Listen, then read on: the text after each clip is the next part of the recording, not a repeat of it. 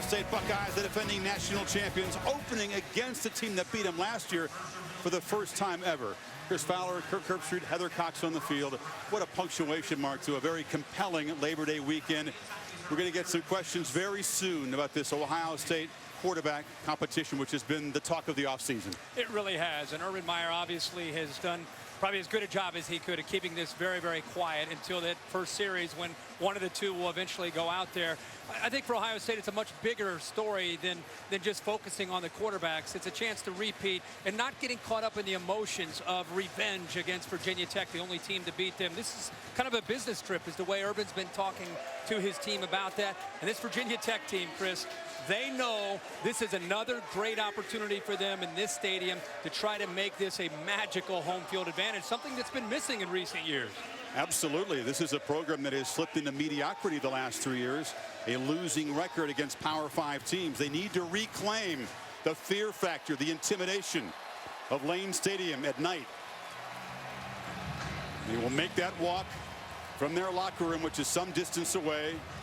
They begin to hear Metallica's anthem, written before they were born, Enter Sandman, about a child's nightmare, and then it's up to them to use that energy around them and take it on the field and try to make it a nightmare for the visitors.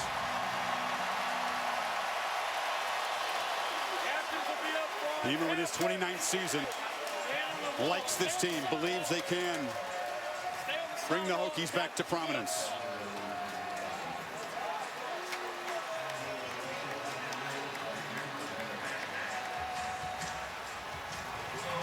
It's the new indoor practice facility, and they're making their way toward the claustrophobic tunnel as the drum beats begin.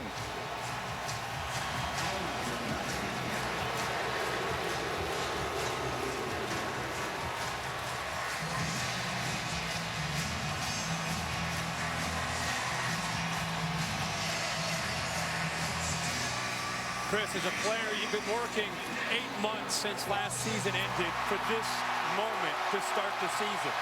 And if you're a Hokie, this is why you came to school here, is to walk that walk right there and to have an opportunity to play in a game like this. And in your college career, if you're lucky, you only get a few opening nights. And you get one against the defending national champions and #1 team.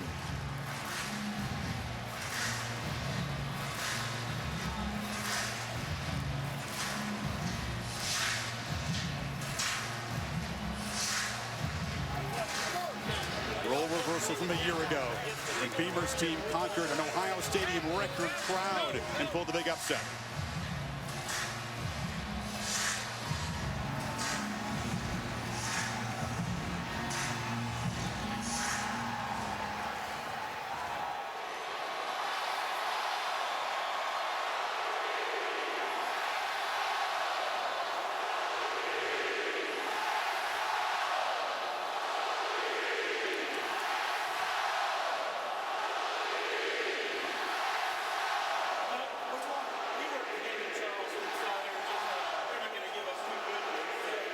The captains come out for the coin toss, and Metallica will begin in a few seconds.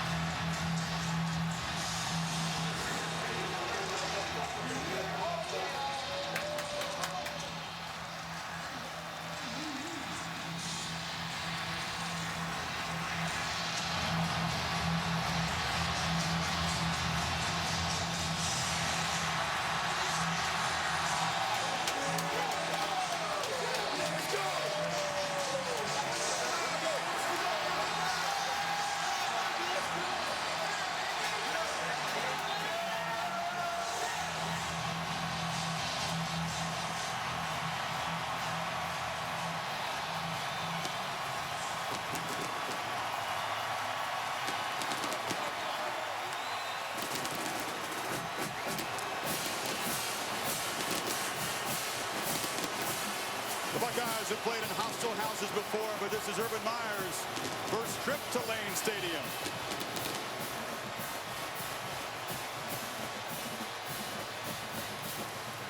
Well, exit light, enter night. Take my hand, we're off to Never Never Land. And there's Cardale Jones. Heather Cox on the field. Hey, Chris, Urban Meyer has remained steadfast. He will not reveal that starting quarterback until the first snap. But what I can tell you, Cardale Jones took the majority of the first unit reps in warmups. Now, Urban said he wasn't playing any games waiting so long. He said simply it was a very tough decision.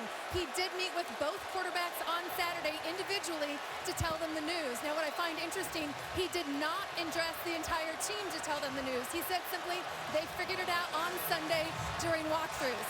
Now, Urban did say there's a chance that we will see both quarterbacks. And Chris then even joked he might shock the world and have Braxton Miller come out and take that first snap. Heather, thank you. Good work. I think we'll see Braxton Miller take some snaps at quarterback tonight. Cardale Jones, the way he left off last season, winning a championship, people outside might think it was a no-brainer, but as good a player as Barrett was before he got hurt against Michigan, it did make it a tough choice. It did, and I think the battle was intense throughout the month of August. Cardale Jones was up, and then JT Barrett came back in. We've been watching their reps very closely. As you look right now, Cardale Jones is taking the reps, and he has been with the first team center, Boren. So that may be an indication of what we might see with 12. Cardale Jones getting that start. JT Barrett is the first sophomore captain in the history of Ohio State. Shows you what they think of his leadership, but he will not be the starter tonight.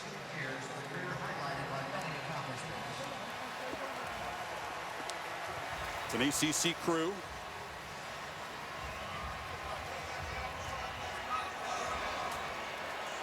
Jeff Flanagan, the referee. Visiting team, are you speaking?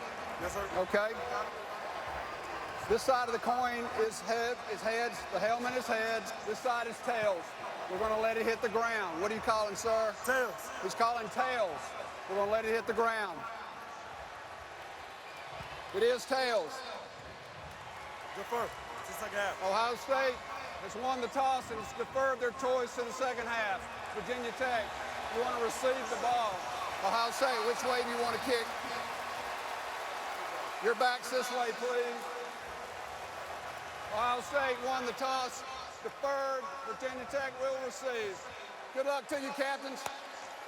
So an Ohio State defense that does not have perhaps the best defensive player in the country, Joey Bosa, one of 4 Buckeyes suspended, will take the field first against Michael Brewer, the senior who hurt him last year running and throwing in Columbus. He sure did. It was probably the best game that he enjoyed the entire year for the Virginia Tech offense, and he feels he has grown a year under opportunity to learn in the offseason with Scott Loeffler and kind of take that next step. So he's hoping to get off to a good start tonight to the 2015 season for sure.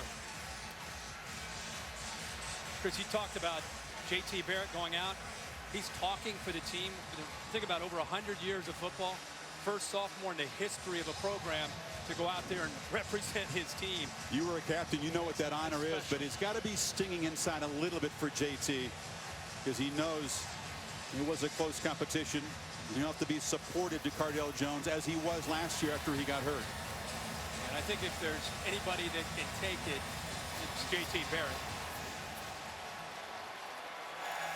It'll be fascinating to watch the Buckeye offense with all their different components take the field. But first up, it'll be the Hokies trying to feed off of all this energy on the edge of the field. What they do with it on the field is up to them now.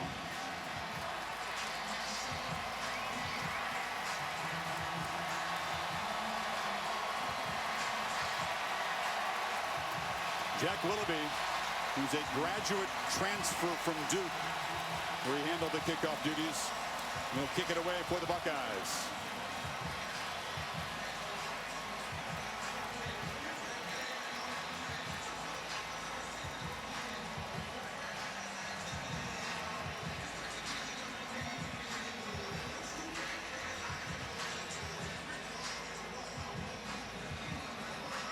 It's Kevin Asante and Derwan back for.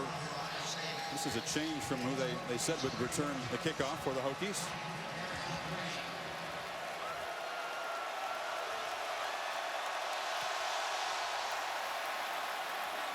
Olivia's boot is high and deep and will not be brought out.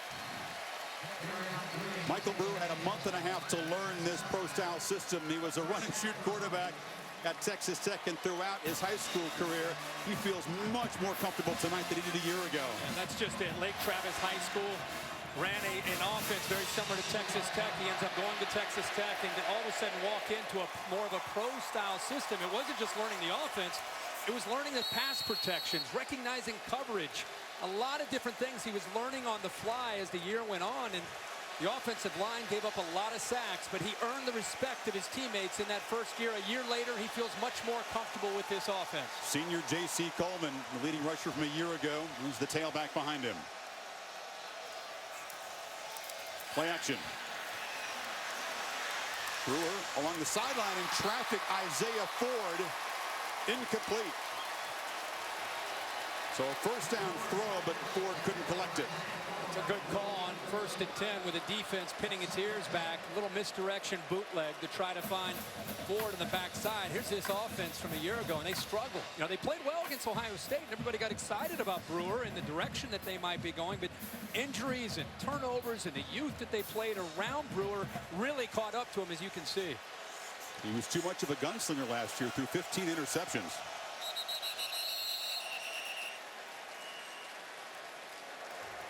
Everything on the field, it's an incomplete pass. This play's under review. Andrew Panucci of this ACC crew is the replay official. Let's take another look at whether Ford was able to make that catch. It was immediately signaled incomplete. In looking at it live, looked like he might have gotten close to getting a foot down, but Bell was there to push him out. See, the heel touches. That's what you have to see, is the heel. If he stayed with his toe and went out of bounds, he'd be okay, but watch his heel come down as well.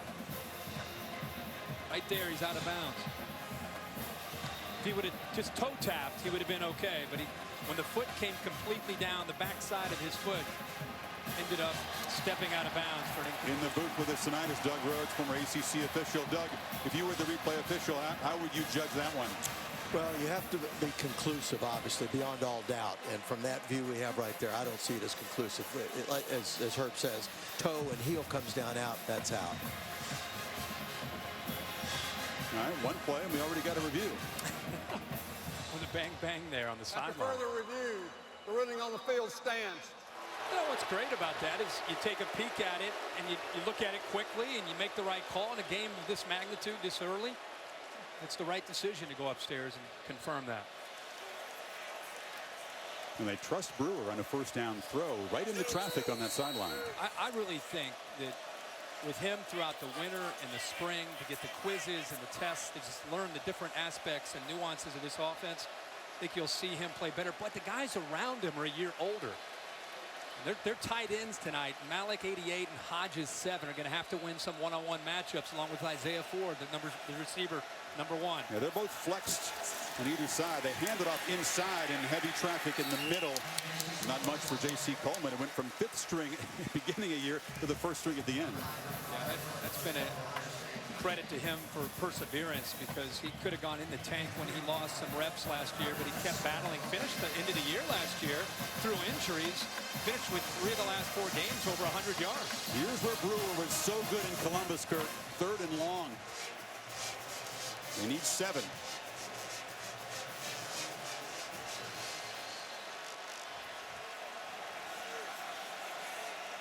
Not nearly as loud for him as it was last year. Pressure.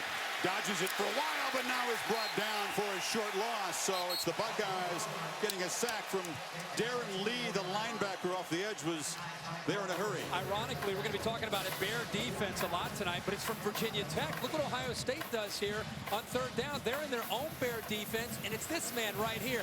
One of the best linebackers in the country ends up coming free because all the linemen are occupied on the inside. Zeke Elliott is the punt returner with Jalen Marshall, who was a preseason All-American at that role, one of the 4 suspended players, and he makes a fair catch at the 36. And here comes Cardell Jones in the first true road game of his career, Kurt. He had 3 huge neutral field wins. Yeah, that's exactly right. Playing in Indianapolis and New Orleans, and then the championship in Arlington. 6'5", 250. The arm strength And the fact is, the way the season ended, I think, and he had a good camp, that's why he got the nod over J.T. Barrett. But with his arm strength, Chris, you have to understand. He's bringing on the noise while he's in the louder. Along with Zeke Elliott, that's what I think Urban Meyer likes. There's that Bear defense again. Braxton Miller's in the slot closest to the offensive line. One play, one keeper, and the 250-pounder who just gave all kinds of trouble to Bama and the Ducks defense with runs just like that. In Virginia Tech, their defense, the job that they did a year ago, they gave a young offensive line at the time, 4 new offensive linemen, this very look where they covered them up. Tough job of adjusting within that game. This is a different offensive line and a different offense they're facing a year later. Braxton Miller just motioned into the backfield. An option look. Jones keeps it and will be hit behind the line. They were all over Braxton Miller. Couldn't pitch it to him. And now a scuffle. Temper is already flaring. Urban Meyer says his guys don't view it as personal, but you wonder. The numbers that we talked about a little bit earlier against Virginia Tech. 7 sacks. The rough outing for Ohio State, and now Cardale Jones on 3rd down here. That was the decisive stat last year. The Buckeyes at home were 4 of 16 on 3rd down. In the pocket, a slant and a catch. And that's Michael Thomas, who scored on a slant last year against the Hokies. Well, this is a great matchup with an All-American corner, maybe the best corner, number 11, Kendall Fuller, against one of the best receivers. He gets inside of Fuller. That was the key on a slant. Fuller gave away the inside, which allowed the quarterback that time, Jones, to stay in rhythm with the tall, lanky Michael Thomas at 6'3". Great throw there on 3rd down, but a good route by Thomas to work inside against Fuller. This will be a great matchup all night. 2 first-round prospects.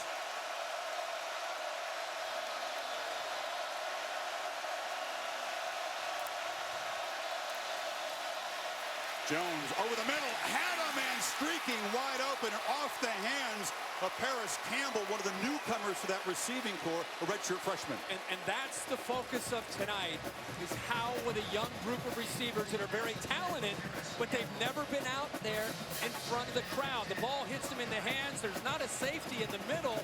This is a touchdown if Campbell holds on. There's the pressure. They go low on the bigger Jones. They get pressure, but the ball was thrown right on the money by Cardale Jones, just dropped by Paris Campbell. Otua Palaka is the man who pressured and hit Jones just after the throw. On 2nd and 10. Pressure again. Big fella escapes. Stiff arm. He's very hard to tackle high. That was the defensive end, Daddy Nicholas, who brought him down. Chris, that's what you miss without a J.T. Barrett. And we've got a little scuffle there. I think we got a flag that came in. But you don't have with Cardale, it's more about his arm. He can run, but he doesn't really have the fast twitch. And Nichols, who we saw last year in this game, has tremendous speed, takes care of the edge of that defense, and brings him down. After the play was over, unsportsmanlike conduct, number 50 on the defense. That's his first unsportsmanlike conduct foul. Penalty is 15 yards. It's a dead ball foul, so it's still 3rd down. Well, they're moving the Buckeyes back. He said 50 defense. Number 50 You meant Jacoby Bourne, the center for Ohio State. You and I are digging in our first week of the season. We're looking at Virginia Tech 50. Where the So the ACC crew flags Bourne. Tempers are high. These guys have waited all off season for this game. And there have been some scuffles and some intense stuff. Bottom right corner after the play. There's Bourne. And he had Luther Matty on the ground. So 3rd and 21. Jones has room and is brought down short of the first down inside the 35 by Chuck Clark, the safety. Well, you may not have the quickness of a Barrett or a Braxton Miller, but boy, he can go when you give him a chance to build up his momentum. Again, he's a larger quarterback. Guys understand all week they've been hearing about going low on these big backs like Zeke Elliott, but even Jones. But it gives him a chance here now on 4th and manageable to be in 4-down territory. 16 yards on the run. They will apparently go for it. They need about the 29-yard line. Elliott has yet to have a touch, goes in motion. And now they throw it to him, and he is wide open, right on cue. The man who rumbled through 3 defenses at the end of the season makes an impact as a pass receiver. But Desmond Fry had Zeke Elliott man-to-man, and he couldn't get out there in time to be able to take him. You see him going in motion. You got 3 receivers. There's a lot to get through, and there he comes over, but he's too late. Well-designed play there by Urban Meyer and his staff to give Zeke Elliott time to get out of the flat and use those 3 receivers just kind of as decoys, as rubs, to prevent the safety from getting in place.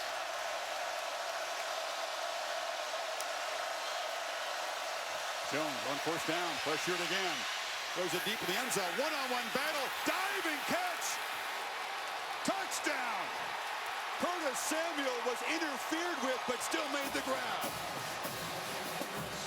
This would be an interesting call because it kind of went both ways, and I don't know if Curtis Samuel may have pushed off himself. Defense number 3. That penalty will be declined.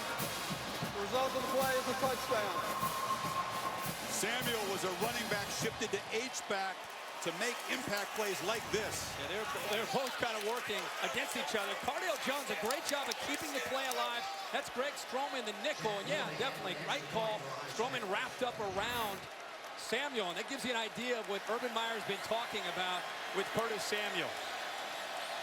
Jack Willoughby makes it 7-0 as the Buckeyes score in their first possession of 2015 season after a penalty put him at 3rd and 20. Welcome back. You're watching the ACC on ESPN. The ACC Big Ten game. Hokies go 3 and out on their opening possession. And then the Buckeyes march 64 yards in 8 plays. Took them 355 when they had 4 plays of 10 or more yards in that touchdown drive. Think about overcoming a couple miscues to drop by Paris Campbell, the unsportsmanlike, set up a 3rd and 21. They got in position on 4th and 5, converted. A lot of things happened there, and you could see the big playability with Cardale Jones in a quarterback there against that Bear defense that a year ago gave this offense such fits. Kickoff guy at Ohio State's going to be busy again this year. Willoughby taken by Green. Looking for a crease, and Derwan Green will be muscled down short of the 20-yard line. What an effort on this touchdown by Samuel. Yeah, how about Cardale Jones to keep the play alive and then kind of a jump shot throw. And you could see Stroman wrapped up around him. And this is the greatest, is the first guy there to give him a smile and the love is 16, J.T. Barrett. Heather?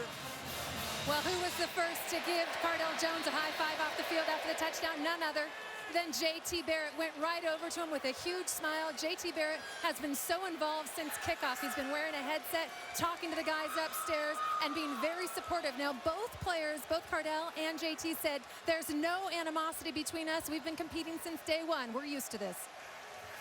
Second possession for the Hokies, and this is J.C. Coleman picking his way. He is a 5'7" ball of muscle. He won the Excalibur Award, which they give out maybe once or twice a year. He's the first running back to ever win it for exploits in the weight room. He's trying to play quickly. Coleman again wrestles for. You can see the strength. The dude squats 465. It'll be 3rd and short. Yeah, with a 38.5-inch vertical. I mean, he is nothing but fast twitch. Low center of gravity allowed him to run out of that arm tackle there. And this tempo, they're just trying to catch Ohio State out of position. 3rd catch for Coleman, who cuts it back and gets a first down to the 30. Darren Lee knocked him down. Now, when you don't have a dual threat guy, and Brewer is not that guy, you put a lot of pressure on your receivers and your tight ends to win one-on-one. Ohio State plays a press quarters coverage, which means they're going to walk up their defensive backs and play man-to-man against your wide receivers and your tight ends. And when you do that, it makes it tough to run the football because everybody else is attacking downhill into your running game. You've got to win some one-on-ones on the outside with Brewer and his receivers. Empty backfield against a 4-man rush, and right away, immediate pressure off the edge by Sam Hubbard, who's filling in for Bosa tonight. but he's a talented cat himself. It's a great play by Hubbard, but a very poor effort by the right tackle, Wade Henson, who dives and just misses him. Keep in mind, Hubbard is a former safety. When he came in out of Cincinnati Moeller, he moved to linebacker, and he got big enough where he could play defensive end. They are really, really excited about his potential down the road, and as we're seeing with Joey Bosa out, he's having a chance to play tonight. A tremendous athlete. It's a senior whiffing on the block against a freshman. They lost 5, so 2nd and 15. Again, empty backfield. Brewer does take off. There's a crease. He said he's not a dual threat, but he's capable of scampering for some yards. He hurt Ohio State a little bit last year. Yeah, but scampering and scrambling for a few yards is different than today's day and age. You see these quarterbacks are just as dangerous as a running back, and when you don't have that threat, that makes the defense lock in on the running back when it comes to the run game. And with this style of defense he's facing tonight, it's a lot of man-to-man, which frees up not only the defensive line, but linebackers coming downhill right into that running game. Hokies need 9 on 3rd down.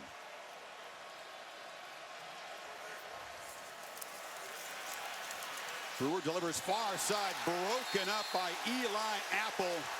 Tremendous sophomore corner.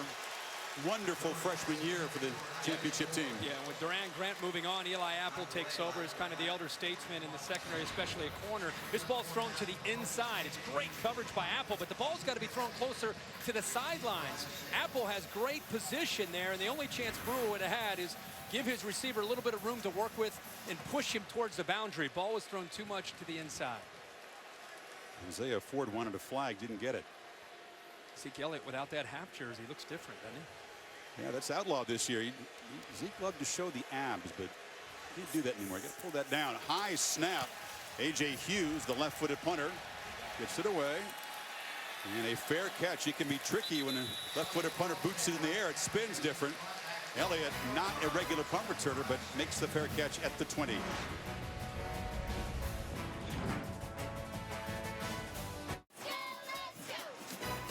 ESPN College Football is presented by Quicksilver from Capital One.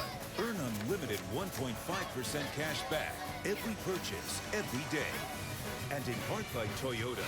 Let's go places. An impressive start for the Buckeyes. They lead 7-0 and begin their 2nd possession at their own 20. 8 plays. There were 4 runs and 4 passes called by Ed Warner, who takes over as play caller, with Tom Herman moving on to Houston as the head coach. Interesting 3 receivers there into the boundary. It's the first running attempt for Elliott, who breaks free. Zeke Elliott, nothing but green grass in front of him. Touchdown, Ohio State. Lightning strikes from 80 yards out.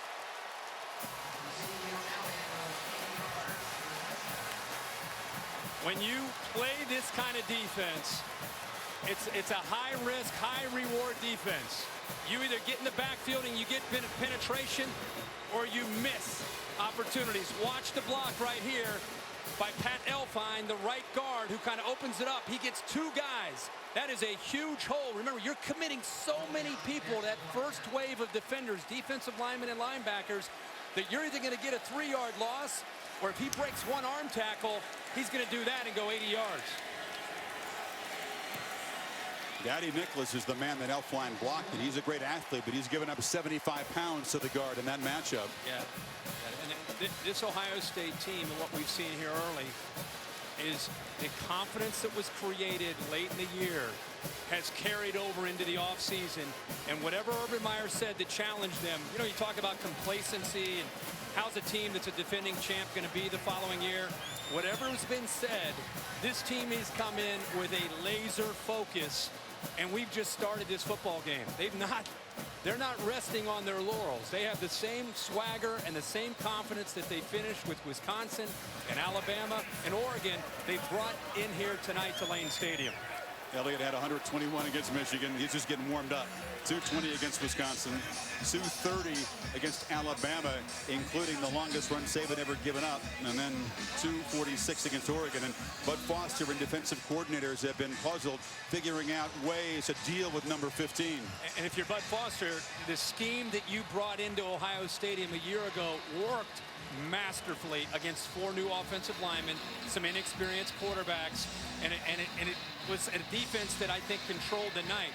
A year later, it's a whole different group of players that you're facing, led by Jones, and now a veteran offensive line and a veteran tailback in Zeke Elliott. You wonder, do you stay with that high-risk, high-reward defense? It's kind of it's their DNA. It's who they are. You don't want to become a bend but don't break defense. You're an attacking defense.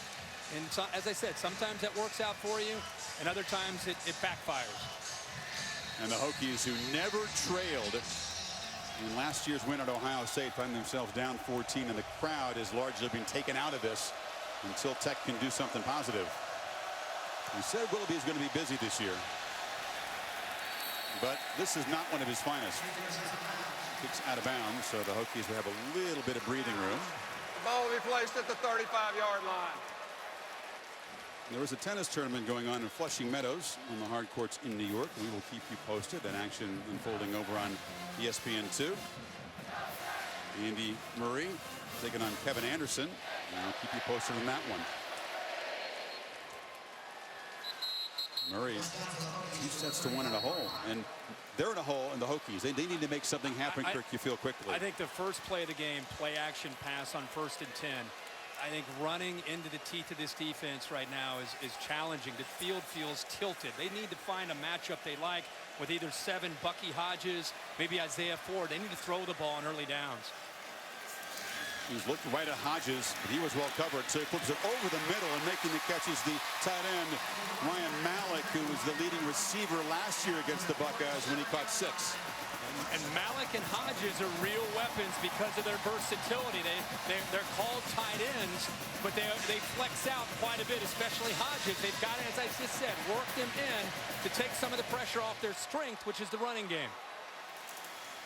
Sam Rogers, the fullback, takes the handoff, shows some strength in a burst, breaks a few tackles down near the 36.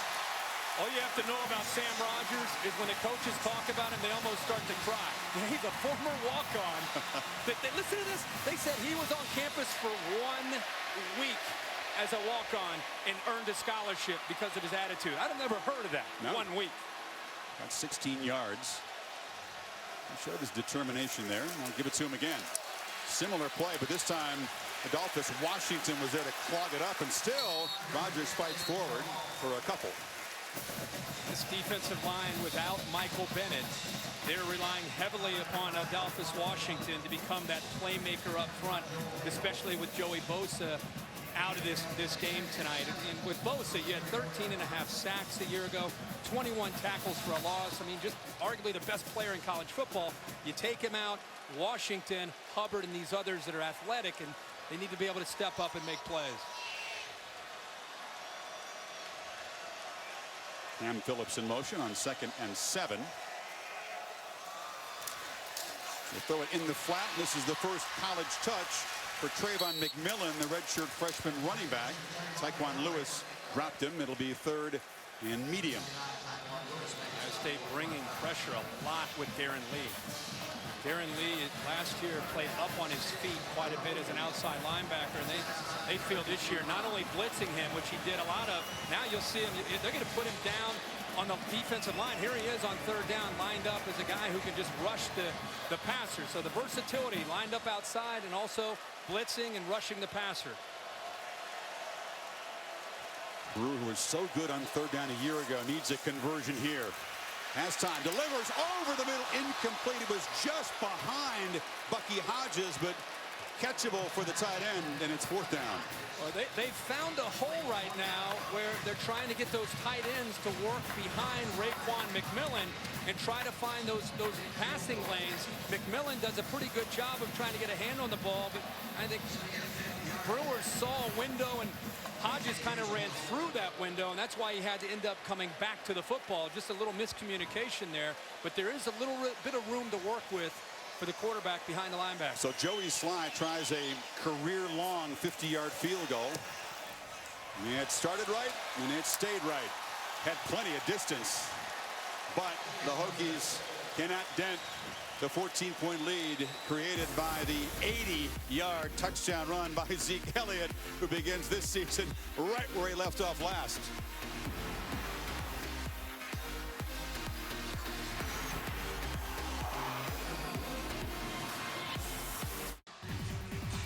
You know, the indispensable app for sports fans, especially college football fans, the Watch ESPN app. Visit watchespn.com. You can stream every game live when you're on the go. Endorsed by all of us here in the booth, especially the guy to my right. I love it. And the Buckeyes have scored touchdowns in their last 2 snaps. Take over at the 38.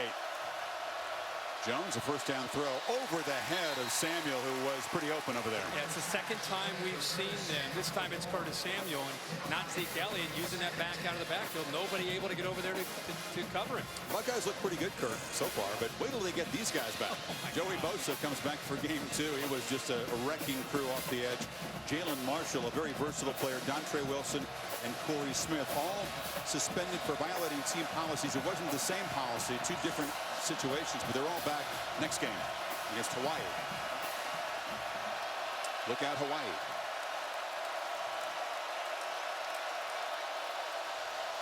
Option look, and they let Jones keep it as they covered Elliott, and he falls forward for a 2-yard gain. Corey Marshall stopped him. This Hokie defense needs to do something, you figure, very quickly here, because the crowd is gone. Right? Especially here on third down. Chris Braxton Miller is changed his number from 5 to 1. Sat out all of last year inside the locker room, still one of the great leaders of this team. I would say he's one of the more explosive players with the ball in his hands that there is in college football. He's not had a chance to show anything yet tonight, but keep an eye on him as this game continues to go on.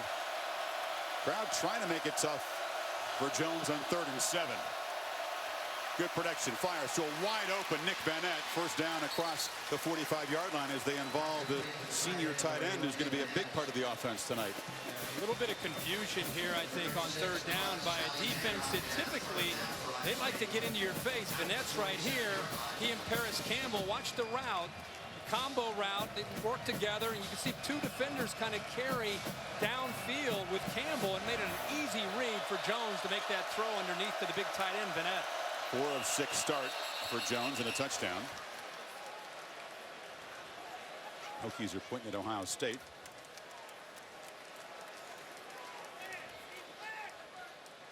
Offside.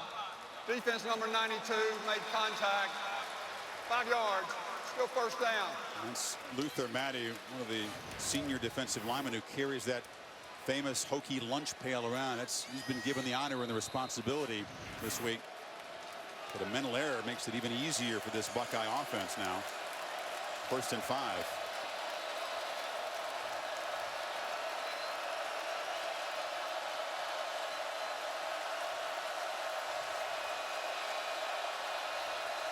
Play clock at 5. Jones again, excellent protection. Delivers a low throw, and Braxton Miller showing the skills. A diving catch. You're leaving a sophomore alone here against Braxton Miller. This is his first catch as a receiver. What a catch it is. He lays out, gets his body underneath as he turns. And now Braxton Miller lined up. It's under center, or in the shotgun here, to take a snap. It's the first Wildcat look for the 2-time Big Ten Offensive Player of the Year. He can't shake a tackle. Miller is a guy who had 1,200-yard rushing games as a quarterback and 30 rushing touchdowns. As a passer, only had 1 multiple interception game. He says he can throw well still. And that's the wrinkle within this offense with Braxton Miller now as an H-back, that you'll probably see that package will grow and grow as the year goes on. That's his first direct snap of the night. Jones now back at quarterback. Miller told me that the surgeon who did the operation on the shoulder, Dr. Andrews, was one of the guys who convinced him, as there's some confusion there, and a timeout's going to be called.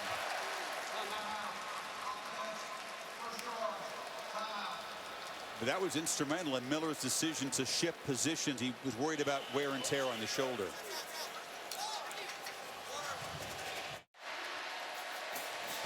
Well, tonight's an impact rematch of last season's showdown, and so is Oregon at Michigan State. Next Saturday, primetime on ABC. The Ducks ranked number 7, Spartans number 5. See if the change in venue there makes a difference.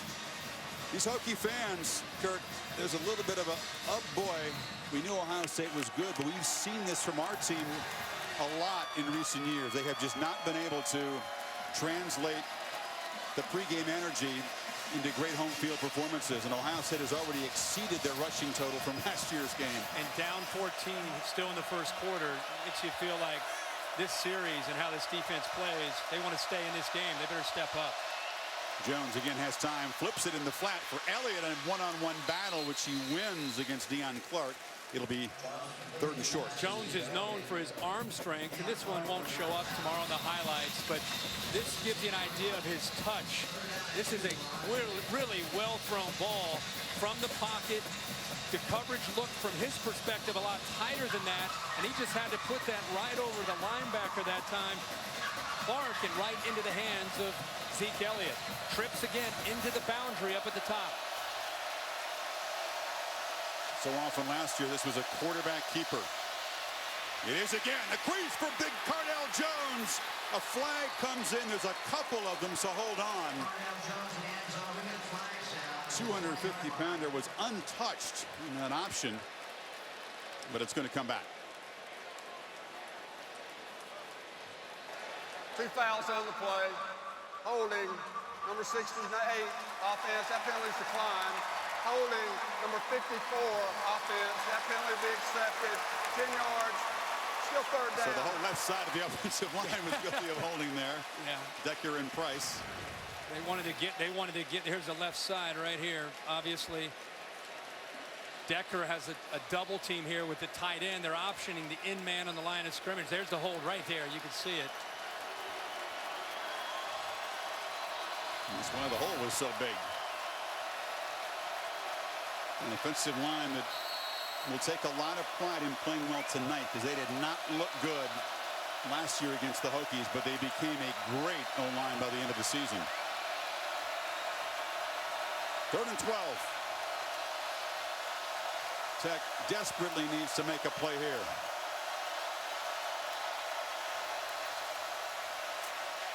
Jones has time, delivers. It's Paris Campbell with his first career catch after the drop earlier. He's dropped short of the first down by Faison, and now they're going to rule incomplete. So twice they've targeted him, and neither one's been complete. Yeah, it looked like a catch, and then he started to take a few steps. Now he was turning. Did he have control of the football before it was knocked loose? Bring in Doug Rhodes on this one. Yeah, you have to maintain, a catch is a process. Possess it, control it, and he didn't appear to control it. So I think that's a correct call. So Campbell has had 2 drops early, and this is Jack Willoughby from 43 yards. Missed it. So each side has missed a field goal. And in the final minute of the first quarter, the Hokies avoid further damage. Doug, let's take a look at this again. You can see that at what point do you consider it he's maintained possession? 1, 2, 3. That's 4 steps. That's not maintaining. And the ball did bounce up into his hand, so had it been ruled a catch and a fumble, it would have been Ohio State football. Yeah, if you make what the rule book says, make a move common to the game, like several steps. That was very pretty close to yeah. Where I come from, that was common to the game. That's pretty close to being common to the game. Now, it still would have been 4th down, but it would have been 4th and short. This is Trey Edmonds around the right end. And as it is, the Ohio State offense comes up empty for the first time tonight. Well, one way or another, Virginia Tech gets the stop with a missed field goal, kind of the break that they needed to see if they can try to create a spark here. But again, because I'm going to go back to the tempo will help, but it's really about the passing game with Brewer, which is what he's known for, and the receivers getting separation to have a chance tonight. Nice snap on 2nd and 3. It messed up the timing of the play, and Trey Edmonds just tripped. And he'll lose about 4. Because until they start to have some success downfield, what Ohio State, from my vantage point, what Ohio State is doing, which is what you knew they would do because it's who they are literally running downhill towards this running game. And imagine being an offensive lineman and you're trying to deal with the defense is just pinning its ears back, not respecting the vertical passing game. Until they do that, it's going to be tough to run the football. Another 3rd down for Tech. They need 7.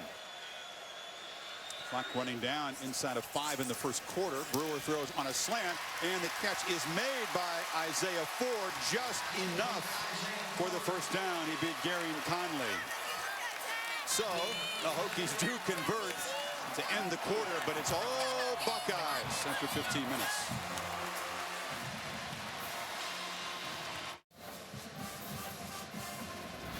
Watching the ACC on ESPN. Beginning of the second quarter, dominated by Ohio State. Total yards 205 to 56. 80 yards and a Zeke Elliott touchdown run. Jones to Curtis Samuel, touchdown pass on the first possession of the game. And now Michael Brewer and the Hokies, after converting on 3rd down, desperately need to create something. Get the crowd back in it. Give the defense a rest.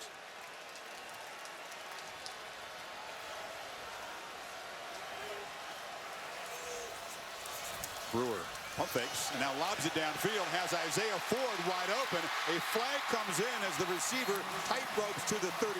The flag was in the backfield. Holding against the Hokies will wipe it away. Holding, number 57, offense, 10 yards, still first down. We got the sophomore guard Wyatt Teller negated a 31-yard pass. And that was the first time where they tried to attack. And we just keep talking about attacking man-to-man. You've got to hit some plays. That was a slant and go one-on-one against Eli Apple. And it's a matchup that Virginia Tech with Brewer and Ford they feel comfortable with, but the holding call negates it. And Scott Leffler says you're going to get about 4 shots downfield against an Ohio State defense this good. There's a change at quarterback now. Brendan Motley, the junior from Christiansburg, Virginia, is in there. It's a low snap. He's going to pick his way and actually finds a little crease and barrels forward. It'll be 3rd and 3. At 6'3", 221 pounds. See Motley with some natural instincts to run with that football. And I just talked about when you take the threat away from a dual threat quarterback, puts a lot of pressure on your passing game against this kind of defense. And you've got to be able to throw the ball to be able to open up the running game. Well, Motley can give you a little bit of something in that backfield to make the defense have to be aware of his ability to run. It's tough to come in on 1st and 20 in your first possession, though. He hands off to McMillan, who cuts back. Trayvon McMillan diving near midfield. He almost broke it. And again, his first college football action almost made a huge play. A couple great blocks. Ryan Malik, the tight end, 88 to your left, and watch 45, Sam Rogers. He gets 2 of them right there. And then downfield, that is tremendous effort there. We've heard all about Sam Rogers having a great camp, the leader of this team. He really opened that up for McMillan to be able to pick up those extra yards for the first down. And Joshua Perry, the linebacker, grabbed an ankle to perhaps prevent a touchdown.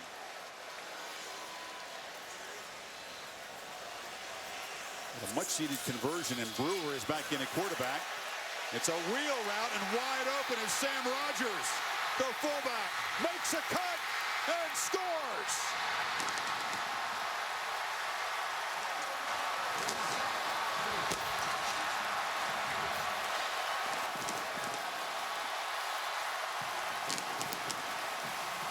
And now Lane Stadium is alive again, 51 yards.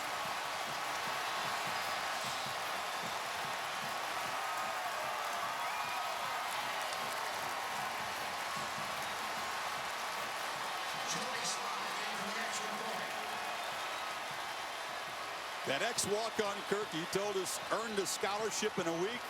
He's not just a gutsy leader, he's a football player. He sure is. He makes plays for this team.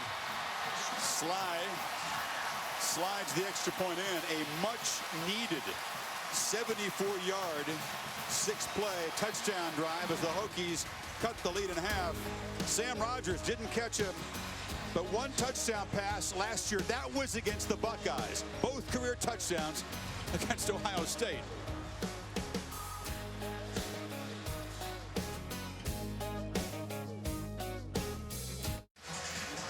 Lane Stadium awakened by that touchdown drive, and as they kick off, there are 3 Edmonds brothers. Number 14 is Trey, number 22 is Terrell, 49 is Tremaine, he's the true freshman. Sons of Farrell Edwards Jr., the Pro Bowl tight end. This may have never happened before, Kurt. I've never seen that. Seen 2 brothers, but how about that, 3? They don't get a chance to make a tackle because Sly boots it deep, but we'll see them on all the kickoffs tonight. Let's go back to that touchdown. A great call here by Scott Loeffler. Rolling the quarterback to the right. Here's your fullback who's going to eventually slide out. But watch the action going this way, how it draws the attention of the linebackers and the safety. Action goes away. Freeze it right here. You see the receiver going this way, takes Eli Apple, so there's nobody down in this area. And here comes the fullback. He just leaks out. Nobody picks him up. The big fella, Tommy Shutt, tries to pick him up, but to no avail, and then not giving up on the play. That's a corner. Eli Apple trying to make that play in space, and great effort, and again, to get into the end zone by Sam Rogers. And the touchdown brings back the crowd noise, trying to make life tough on the Buckeyes. Jones handed it off to Elliott and tried to make a block. Tailback didn't need much help. Got about 11. We talked about Rogers. He's covering kickoffs. He's blocking people. The shimmy. How about a little shoulder shake there by the big fella? Eli Apple's had some highlights in his career. That will not be any fun in the film room. No, it will not. And Braxton Miller in the ball game, in the shotgun. High snap, Miller, hesitation. Makes a cut, but just runs into heavy traffic. So 2 carries, short gains for Miller. That defensive line playing that bare front, doing a better job of getting off blocks on that play. We've not seen a lot of that. Ohio State has dominated up front in the trenches. Such a different story from a year ago when 4 of the offensive linemen were new faces with an inexperienced quarterback. Now, tonight, they've been playing well, but Virginia Tech showing some life on that play. Daddy Nicholas ripped off Miller's helmet, so he's got to come out of the game. 2nd and 8, another high snap, and again traffic. Jones looking for room. Flag comes out as the big fella picks his way near the first down marker, but again it's in that holding zone.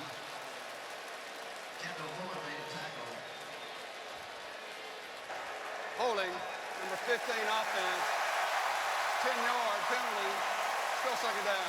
And Zeke Elliott trying to deal with the pressure, guilty of the hold. You just talked about Daddy Nichols, Chris. Gives you an idea. He had a great game last year against Ohio State. He's right here, and this is what they want to do. They want to shoot gaps. That's a blown assignment. Zeke tries to tackle him, which he does. That's why there's a holding call. Nicholas is an interesting story. Born in Haiti.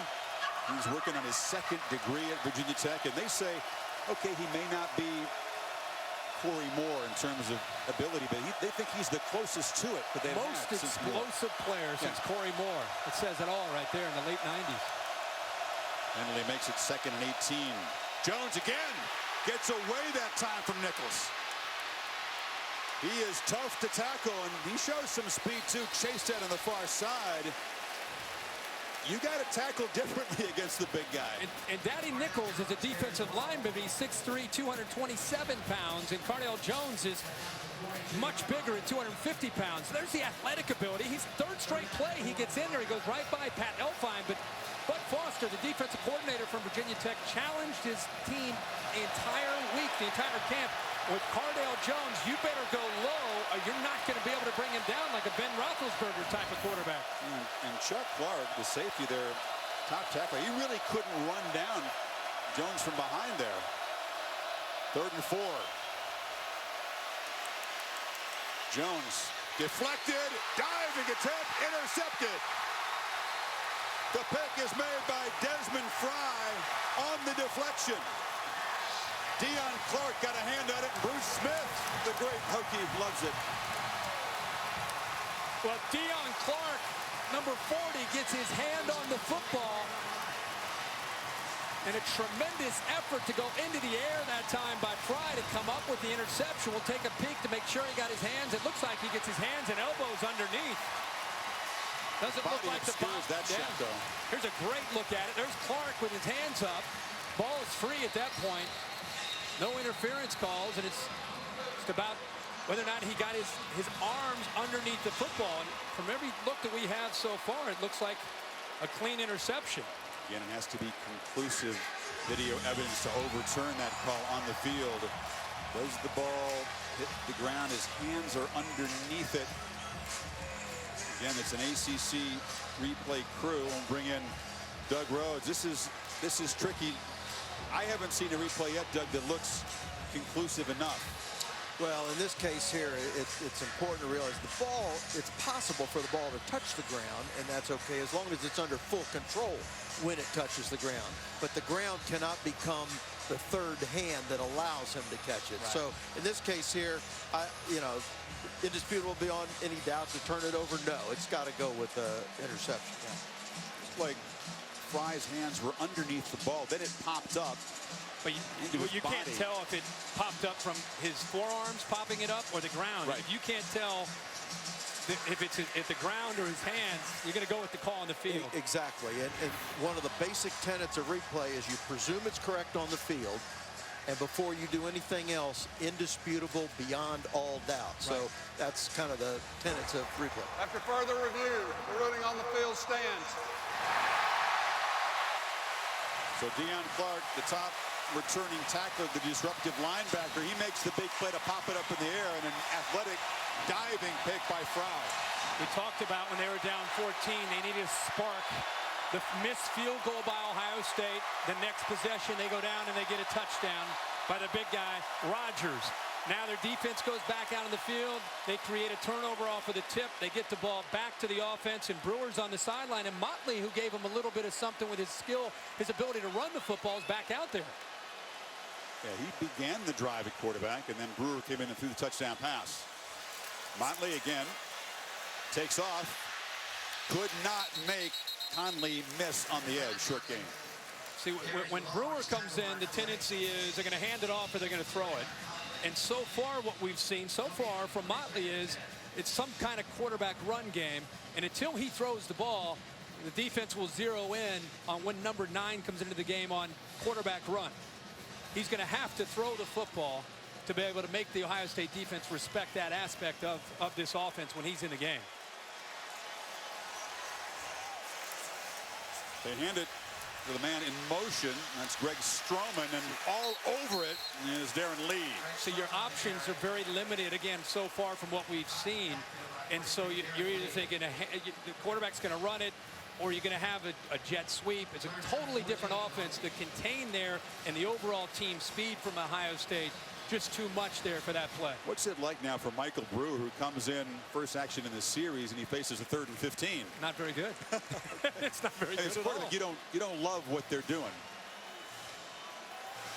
You got to find a matchup, and this is where Bucky Hodges could come into play right here. Also, the other tight end right here, Malik. They're giving Hodges a cushion, but again, they need 15 yards. Brewer flushed, throws, diving play made. He was very near the line of scrimmage. They're calling it a catch at the 35-yard line. Wow. Malik is the big tight end. Terrific catch. Well, he got his hand underneath. The ball went up in the air, but it was after his hand clearly was underneath it.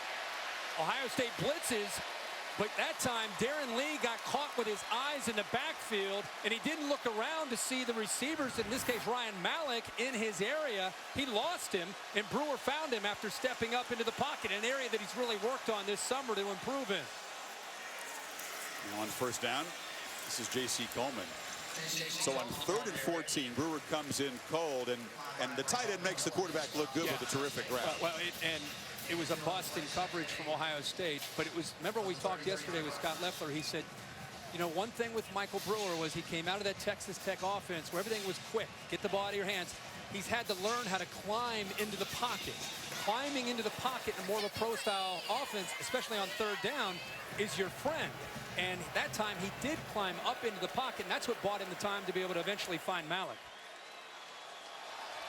We knew the tight ends would be key. So far, the Buckeyes have held Bucky Hodges without a catch. This is Coleman again. Tough little customer, a short gain there. Joshua Perry stopped him. Now it'll be 3rd and long again. Just by the addition of Brendan Motley has given this offense just enough of a kind of a ability to break some tendencies and a different look to make this Ohio State defense have to communicate and have to look left and right and make sure everybody's on the same page. So when you go back to 12 Brewer and then back to Motley, it's been 2 series, but we've seen some success here for the Virginia Tech offense with Motley coming in as a changeup. The Hokies make a play on 3rd and 8. Buckeyes showing pressure. They bring it. Brewer gets it out quickly, delivers far side. Cam Phillips, though, is going to be wrestled down immediately by Conley, short of a first down. And you're about 4 on 4th down now. I don't know what Cam Phillips is thinking there. He goes upfield. He should have worked it a little bit higher, but after he makes the catch, he goes back. Conley's there, and then you've got 4 or 5 other white jerseys. So instead of being about a yard short, because of what he decided to do with the ball after he caught it, now they're about 4 or 5 yards short. So Joey Sly missed from 50, but had the distance before. Tries this one from 46. Makes the correction and bangs it through. So the Hokies, who were reeling on the ropes, have scored 10 points and cut the Buckeyes lead to 4 midway 2nd quarter. This drive set up by a turnover and a couple of diving catches after they got the ball.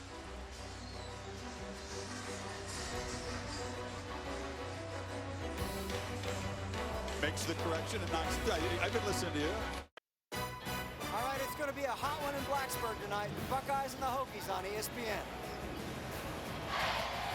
ESPN College Football, brought to you by Volkswagen. Isn't it time for German engineering? And Dr. Pepper and college football.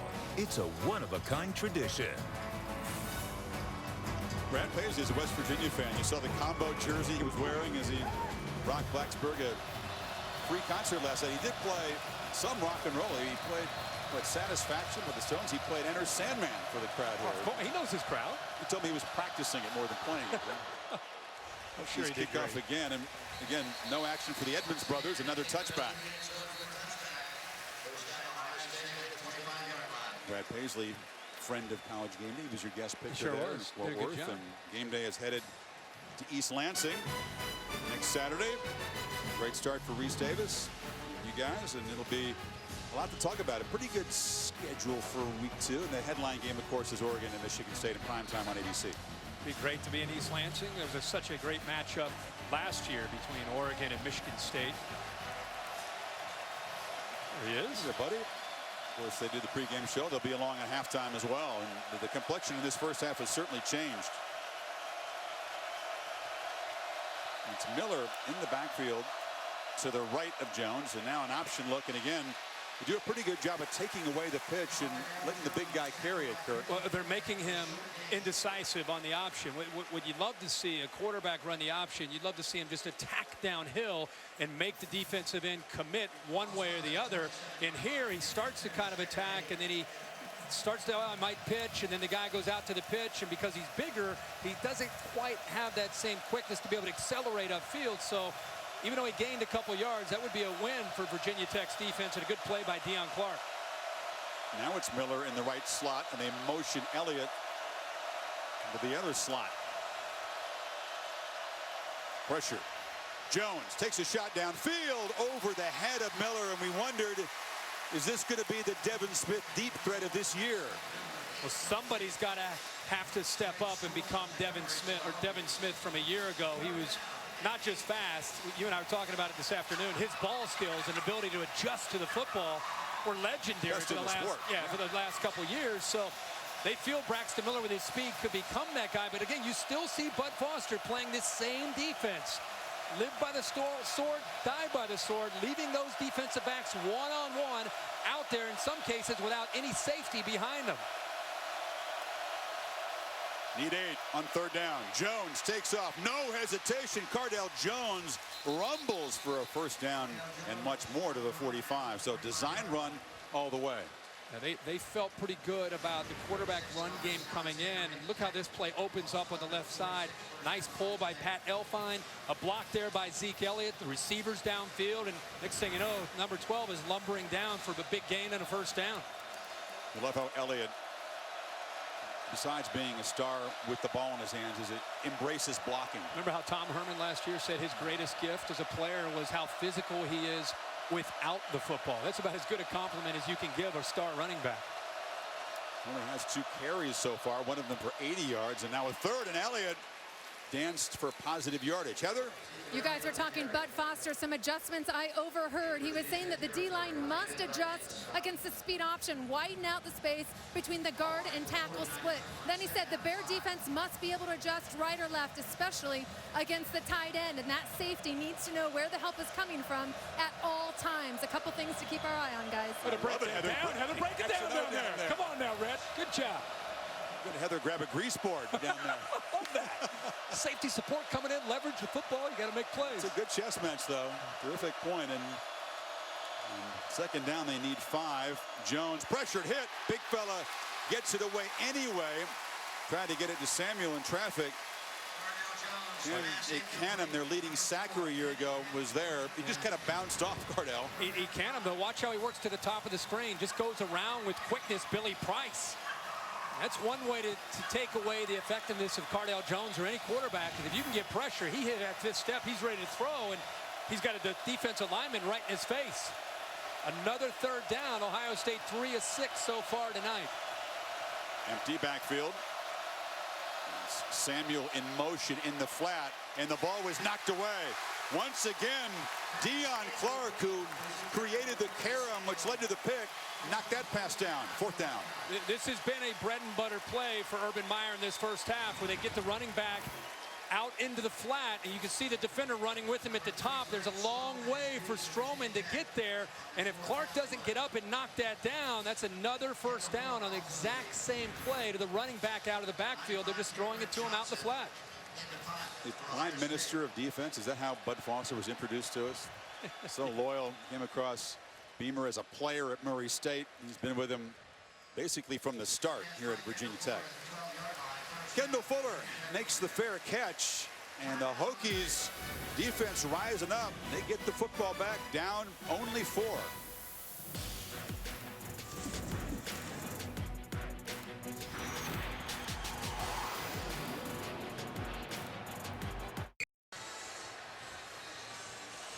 Very slow start for the Hokies, and the crowd was out of it, and Ohio State was looking very tough to stop on offense. But now Tech actually gets the ball back with poor field position with a chance to take the lead. That looked unlikely about 20 minutes ago. They got off to a slow start, but these last couple series, they've found some things that have been working and changed some things up with, as I said earlier, Brandon Motley coming in. Coleman darts forward. That's one of the better runs they've had tonight up the middle. It's amazing when an offense that's been struggling the way they did in those first few series, you bring in a different wrinkle, and it makes the defense think about some other things. Then you can go back to your old bread and butter, which you hoped to run originally. Brewer, the quarterback, tried to throw a block, and Coleman had to kind of walk around him. You know, their first 3 series, it was 14 plays and just 45 yards. And they were going out in a hurry. And then the last 2 series coming into this one, they had 12 plays, 111 yards, and 10 points. And Ohio State had missed a field goal. They turned that into a touchdown. Then they had an interception. They turned that into a field goal. Both teams tonight are 3 for 7 on 3rd down. Hokies need just 1. They've had 3rd and long a bunch tonight.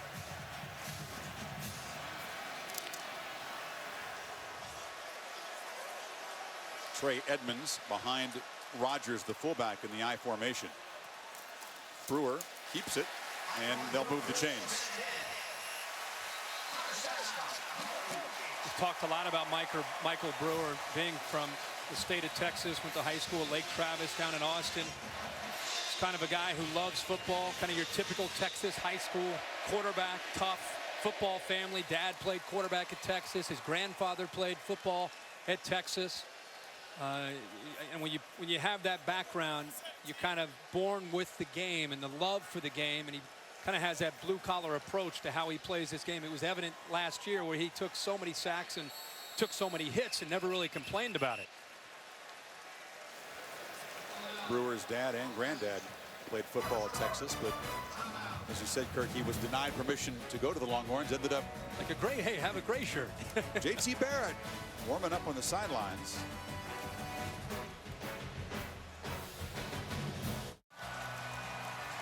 Celebrating its 11th year sponsoring the Good Hands Field Goal Nets, Allstate makes contributions to participating universities' general scholarship funds for each field goal and extra point kick. To date, Allstate has contributed millions in scholarship funds. First down for the Hokies, 3:13 before halftime.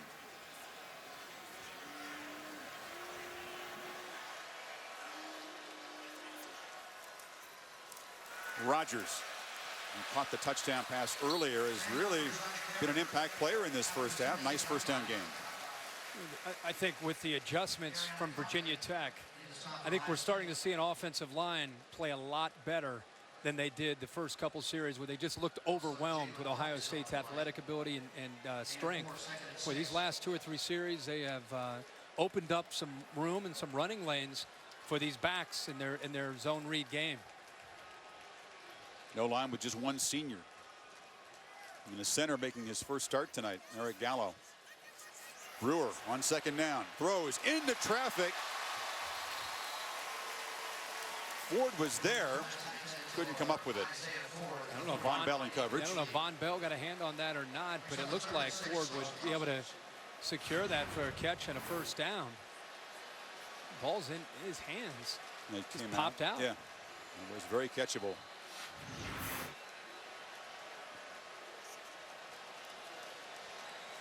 Hokies receivers have been very sure-handed tonight, though. Some excellent grabs. Yet another third down. We need 6. It's Ford in motion.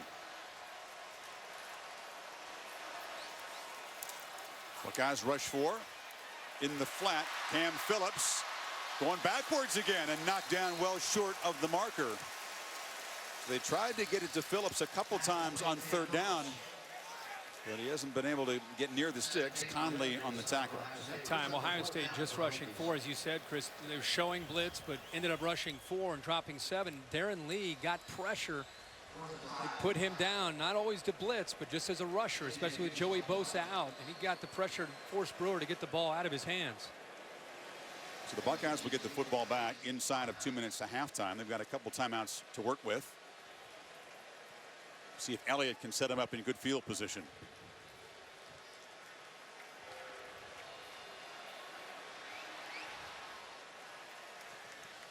The lefty Hughes boots it away. Low kick, fumbled by Elliott. Still loose on the sidelines. Hokies have it. So Elliott filling in for Jalen Marshall, suspended as punt returner, makes a mistake, and Tech is set up to perhaps take the lead. Wow. Second turnover for Ohio State. And when you try to knock off the #1 ranked team, you're going to get a few opportunities, and you got to be able to win the turnover margin. Zeke Elliott, the one thing, you know he can run, but it's being able to secure from a punt from a left-footed punter. It's tougher. The second time he's been a little bit unsure, and that one he ended up coughing up, and the ball goes back to the Hokies here before the first half with 1:30 to go. So a couple of mistakes after Ohio State had jumped out to a 14-0 lead. Like Anthony Shagog ended up getting on top of that. Outside linebacker on special teams.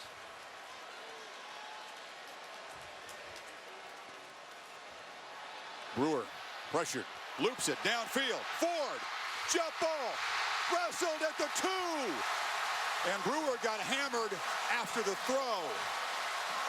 Very slow to get up, but he's trotting down there now. Washington and Lewis converge on the tough quarterback. Remember how tough this guy is. He got beat up on Ohio State and a lot of other teams. 2 defenders get to him. Von Bell got lost in coverage, in man-to-man coverage against Isaiah Ford. His eyes maybe looking into the backfield. Ford got behind him, and Bell fortunate the ball didn't end up going into the end zone for a touchdown. Ford's a guy who added 15 pounds, got a lot stronger this year. He looks a lot different than he did last year as a freshman. First and goal. It's Edmonds in the I formation. He's got it. Trey Edmonds muscles near the goal line, stopped half-yard short. And now if you're Virginia Tech, you start thinking about just taking your time here. You want to work that clock. As bad as Ohio State's looked these last few series, remember, they still are a quick striking offense. Take your time in the huddle. You work the clock down. You're at the half-yard line. You still got the 2 timeouts. Exactly what they're doing. Same formation. Edmonds again. Same result. Stopped short. It'll be 3rd down, and now Beamer will have to spend the first of his timeouts. 1 left now, 21 seconds. Raekwon McMillan hammered him. That is a heck of an effort when the football is on the half-yard line. Raekwon McMillan cleans it up, but it's the defensive line on the right side for Ohio State getting low. They end up pulling the guard. It looks like he's going to have a walk into the end zone. Tommy Shutt just throws his left shoulder, left arm up into the air. I think he slowed him down a bit, but it was the linebackers that eventually cleaned it up and kept him short. But the defensive line, anytime you have a great goal line play by a defense, the defensive line gets low, and they end up pushing that offensive line back, and it frees up the linebackers to be clean and make a play. They lost a half-yard, so the ball at the 1 on 3rd down. How big is this play? Ohio State can make a stand after the Hokies had 1st and goal at the 2. Force a field goal attempt. They'll still have the lead. For Tech, a chance to come from 14 down in a hurry and lead at the break. These are the drills you do throughout the entire month of August, and you get ready for the season, and now you're out here in a game and you're doing a goal line where it really, really counts, especially at this point in the football game. It's Edmonds offset now. Brewer looked to throw, lobs it back to a wide open tight end, Ryan Malik.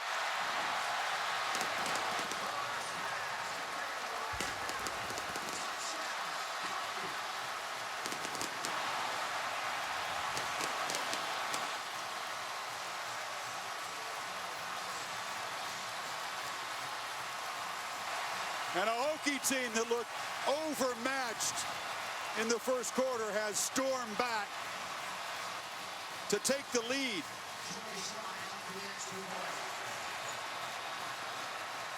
What a call there by Scott Loeffler. Sly gives the Hokies a 3-point lead. They cash in the fumble by Elliott and move 38 yards in 4 plays. That's the right time to call this by Scott Loeffler. There he is, the offensive coordinator. A great call on 3rd down. Sam Rogers has been getting a lot of attention, number 45. He's right here. And you think if they're going to go to play action, they're going to roll out here, this is the way they're going to go. But in fact, it's a delay by Malik. He ends up sliding right here, and nobody even sees him. See the Rogers going out into the flat. You got a back out there. The defense is going out there. You freeze it right here. You can see nobody is back here. The defense is over here. Malik's waiting, an easy throw, and it's the right call by Loeffler to do that on 3rd down. And Scott Loeffler, very fired up when he plays Ohio State. He's an Ohio native. I believe he was at that school up north, as they call it. Yeah, grew up Michigan, and was an assistant, obviously, for Urban Meyer as well at Florida. And this is what set it up, the fumble punt by Elliott, being asked to do something he hasn't done before. Yeah, miscues by Ohio State. Missed a field goal, dropped a punt, had some penalties, and as good as their first quarter looked while they were up 14-0 on the road, Virginia Tech has scored 17 in the second quarter, and Ohio State has not been able to get anything going offensively. And for Jalen Marshall, watching back home, who's suspended, you're not feeling great about that. That should have been him back there receiving the punt. Elliott has done it in high school, but this is real different. Jalen, again, Joey Bosa's, he's the focus because he's an All-American. He's such a great player. But yeah, Jalen Marshall and Dontre Wilson both obviously missed. The kickoff just drilled through the end zone. And by the way, we talked about how would the receivers do without those players. We knew about Michael Thomas. The receivers as a group have 3 receptions in this first half. They've been trying to get the ball thrown a lot to Elliott, but Curtis Samuel has 1, Braxton Miller has 1, Michael Thomas with 1. And Paris Campbell has a couple of drops. One was his fault. The other one, an unreviewable play because it was ruled incomplete in the field. Perhaps was a catch, but 15 seconds to go. Big arm, but they take a shot downfield against a high-risk defense. There is a very deep safety in this play. Instead, it's Elliott, who's dangerous anytime he touches it, zigging and zagging for about 9. Remember, Ohio State deferred in the first half. Virginia Tech had the ball to start the game, so Ohio State gets the ball to start the second half. Well, Urban Meyer's team looked dominant, coming in here ranked #1, defending national champions, and rolled to a 14-0 lead, but 10 points for Tech off of 2 Ohio State turnovers. And the Hokies at home up 17-14. To Heather Cox with Urban. Chris, thank you, Coach. Quick 14-0 start. Now you go into the locker room down. What's the biggest puzzle you have to solve? In big games, you know, playing a good defense and their opportunist offense. 2 turnovers, 2 turnovers, you drop that punt. So we'll regroup, come back out and play hard second half. You went with Cardale Jones to start the game. How would you assess his first half execution? It started off good. We were having you think about the misfires we had on those holding penalties. So I think Cardale's doing okay, but we might get the other one ready too. Thanks, Coach. We'll let you get to it. The other one is JT Barrett. Jones 6 of 13 with a touchdown and an interception. He's also carried it 8 times. So Brewer and the Hokies trying to beat a #1 team for the first time in program history. Up 17-14 at the break.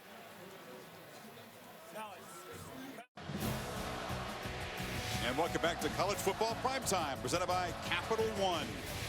The Buckeyes came into Lane Stadium, scored 14 points quickly in the first quarter, but the Hokies close with a 17-zip run in the second quarter. Michael Brewer engineering some nice drives, Kirk, and Jiffy Lube brings us tonight's expert analysis. Well, I think the key to the first half was Ohio State's miscues. Here, a fake field goal after a Cardale Jones touchdown that was brought back for a holding call. It would have been 21-0. Tip pass after a Hokie touchdown. Then you have a drop punt. Virginia Tech secures that. They go down, and Brewer ends up getting the touchdown here as he finds Malik in the end zone. And they take a 17-14 lead, but Ohio State up 14-0, and everything was going well for Cardale Jones. And then there was a turning point in the game, and the miscues that Urban Meyer talked to Heather Cox about walking off the field in the first half ended up catching up to them and giving the Hokies second life, and they were able to capitalize on it. And let's get equal time now, Heather, with Frank Beamer. Chris, Frank Beamer said that the defense has to keep the run off the perimeter. They've got to force Ohio State to throw. I also asked him about Brendan Motley, and he said he will continue to use him in the second half at times. He says he's a big body. He changes the tempo and changes the look, kind of mixing things up for Ohio State's defense. Ohio State's offense will get the ball back to begin the second half. The Edmonds brothers may not get much action tonight because these kickoffs are flying beyond the end line. Kirk, I love the chess match here. Grab my props. This is the stuff that Urban Meyer drew up about his offense against Bud Foster's defense a couple weeks ago. He loves the X's and O's. What are you gonna do against the Bear Zero? This is Bud Foster the other day drawing up his version of it. So. Right. We love to go to school with these coaches. Yeah. Your evaluation so far of the chess match. Well, the Bear defense last year gave Ohio State fits. They've had an entire offseason to kind of get their offense ready. It started great for Cardale Jones in Ohio State. But now we've seen some adjustments. Give Bud Foster and the Hokies defense some credit for sticking to their guns and not getting away from who they are. Here they are again with that pressure look. And this is Miller. Little pop pass around the edge. Got 3. The difference I've seen with Ohio State having the football has been up front. In the first 2 or 3 possessions, Ohio State's skill was able to have some room to work with, whether it was Jones when he had time to throw, or the running back Zeke Elliott when he broke through and had some room to run with. We saw just a lot of domination up front in the trenches. In the last 3 possessions, that's not been the case. Jones, another keeper. Elliott, the lead block. And Jones sidesteps a tackler and gets out across the 45. There's Zeke Elliott again without the football, being physical, and Jones cuts underneath that block from Zeke Elliott. People want to see him get the ball, but with the front that they're playing, it's hard to always get the ball to the running back because there's so many defenders up in the box. So that's why Zeke Elliott has to be more of a receiver tonight, then eventually mix him into the run game. That time a great block to free up Jones with a running lane. Jones has double the number of carries so far as Elliott looks to throw, loops it downfield. Braxton Miller makes the catch, shakes a man and scores. And quiets the crowd after his first touchdown as a receiver in his brilliant career. Again, live on the edge. You're going to make plays, everyone's going to get excited, and then you're going to give up big plays. Watch this. This is a matchup you will take every time if you're Ohio State. Braxton Miller with his quickness against a safety, Desmond Fry, 6'2", 200 pounds. And when you give him that kind of cushion off of the line of scrimmage, there's no way that Fry is going to be able to stay with him out in space like that. Took the Buckeyes a minute 7 to cover 75 yards in 3 plays and regain the lead.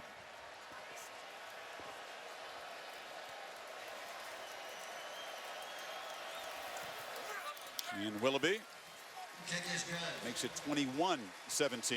Interesting to see how Braxton Miller was going to be used in this offense that has so many playmakers. And now you see why they were excited about this position shift for this guy. Well, yeah, and when you put him at the age, he doesn't have to be perfect with his technique as far as being able to get off the line of scrimmage the way some of the other receivers on the outside, like a Michael Thomas would be.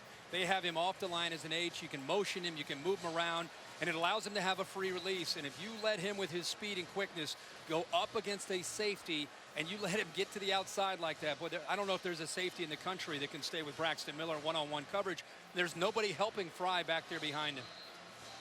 You can see losing Devin Smith, Jeff Hireman, the tight end. Evan Spencer was a veteran, an excellent blocker, and could catch some passes as we saw in the championship. And then you add in Marshall, Wilson, and Smith suspended, and Noah Brown is counted on for a big year. He worked so hard, broke his leg at the end of a practice in Columbus as the season approached. So number 1 and also Curtis Samuel, number 4, figured to be very important, especially tonight with the suspensions. Yeah, with the suspensions tonight, it was a big theme coming in. A lot of talent on the outside, but not a lot of experience, except for number 3 right there, Michael Thomas. Cool to see J.T. Barrett again down there right in the middle of it, congratulating Cardale Jones. This is Juwan Green. He'll take a knee. Michael Brewer, he took a big shot late in the first half. He got sandwiched between 2 Buckeyes, was asked by a teammate, how you doing in halftime in the locker room. Yeah, I'm all right. It's going to take him a hell of a lot more than that to get me out. You like moxie from the tough guy quarterback. We talked about he's from Texas, right? Yeah. Grew up in Texas. He's a baller. He just loves this game. He's like equivalent to being a gym rat when you play hoops. He loves this game, and he took hits last year every single week. As he said, it is going to take a heck of a lot more than that to take him out of this game. See the adjustments from these 2 teams after Virginia Tech started to play a lot better there in this in that second quarter.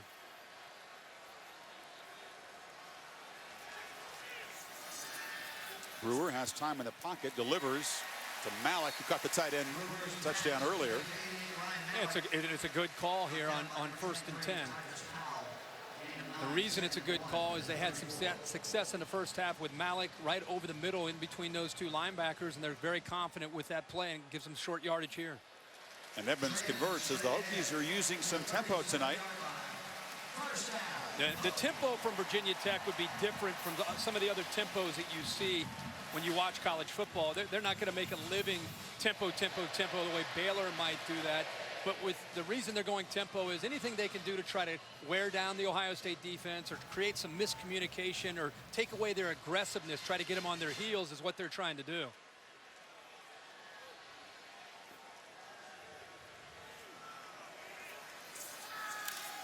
Brewer has lots of time, flips it over the middle, catch made, and Edmonds stopped at the 45 by Perry, 3rd and 2. That was almost like a slip screen. They had so much time, and they've been hitting the tight end behind the linebackers. You could see it back here, that opening, they took it away, so then he just checks it down. Playing quick on 3rd down, and they convert as Edmonds darts forward. So a couple of first downs, and the Hokies are in Buckeye territory. All of a sudden, you create some momentum, and you create a rhythm. Now they are going a little bit quicker here. Edmonds again picks his way to the corner and picks up 7 before he's knocked down by Apple. See, that's where you would miss Joey Bosa right there. Joey Bosa is known for his ability to rush a quarterback, but Hubbard that time was not able to seal the edge. They got outside of Hubbard, who's learning tonight on the fly as a young player, as a freshman.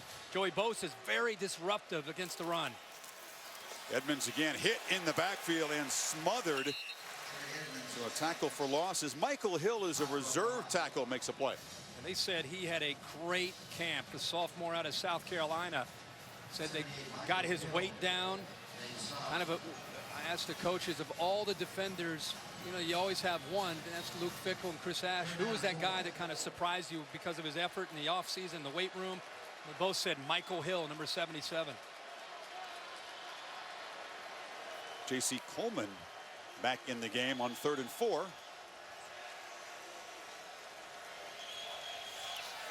Brewer steps up, takes a hit, delivers over the head of Malik. The blitz came and knocked him down, and he is holding his left shoulder.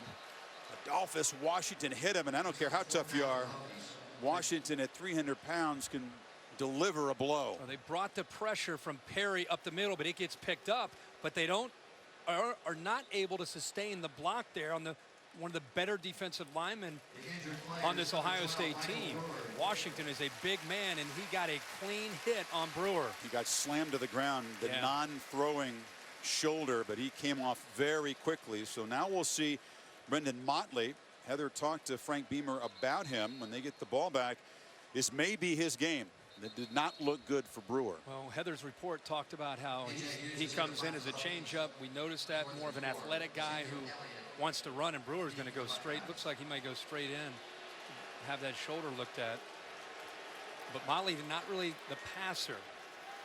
And Beamer with Motley elects not to go for it on 4th and 4 from the 43. So Hughes drops the tip. Elliott this time just clears out, lets it bounce. A flag is down. And the Hokies will down it at the 5. There are 3 markers on the field.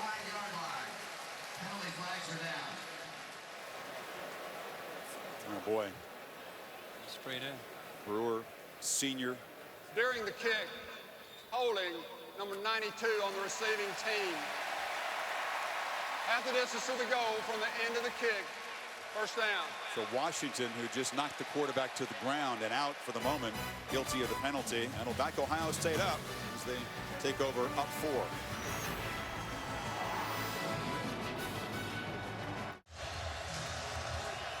Welcome back to Virginia Tech, where you just saw their quarterback Michael Brewer head to the locker room where he is being evaluated by head athletic trainer Mike Goforth. The news on him, Chris, he will not return due to a left collarbone injury. Look for Brendan Motley in his place. Heather, thank you. Very tough news for the Hokie fans as the Buckeyes take over, backed up at the 2 and feed Elliott straight ahead. Boy, Kirk, it has been a tough opening weekend for injuries that are in serious variety. Really stars all over the place. Taysom Hill and BYU's Hail Mary win out for the season. Torian Folston is a key loss for Notre Dame running back. James Conner, a Pitt, very good. Scooby Wright, you think, what, 4 to 5 weeks maybe. one of the best defensive players in the country. And now you add to the list Michael Brewer from Virginia Tech. They built their entire offseason around his abilities. Elliott, nothing, is dropped for a half-yard gain by Chucky Clark. It'll be 3rd down. Not to get too technical, because I'm sure there are people Elliott running the football more. He only had 8 carries last year. Why aren't they giving it to him more? He had the long run. The reason is the defensive scheme that Virginia Tech plays. They play with a nose guard right over the center. They cover both of the guards from Ohio State. It doesn't allow them to be able to block and then get up to the linebackers. It's very, very tough to run your running back against this scheme. Braxton at quarterback on 3rd and 4.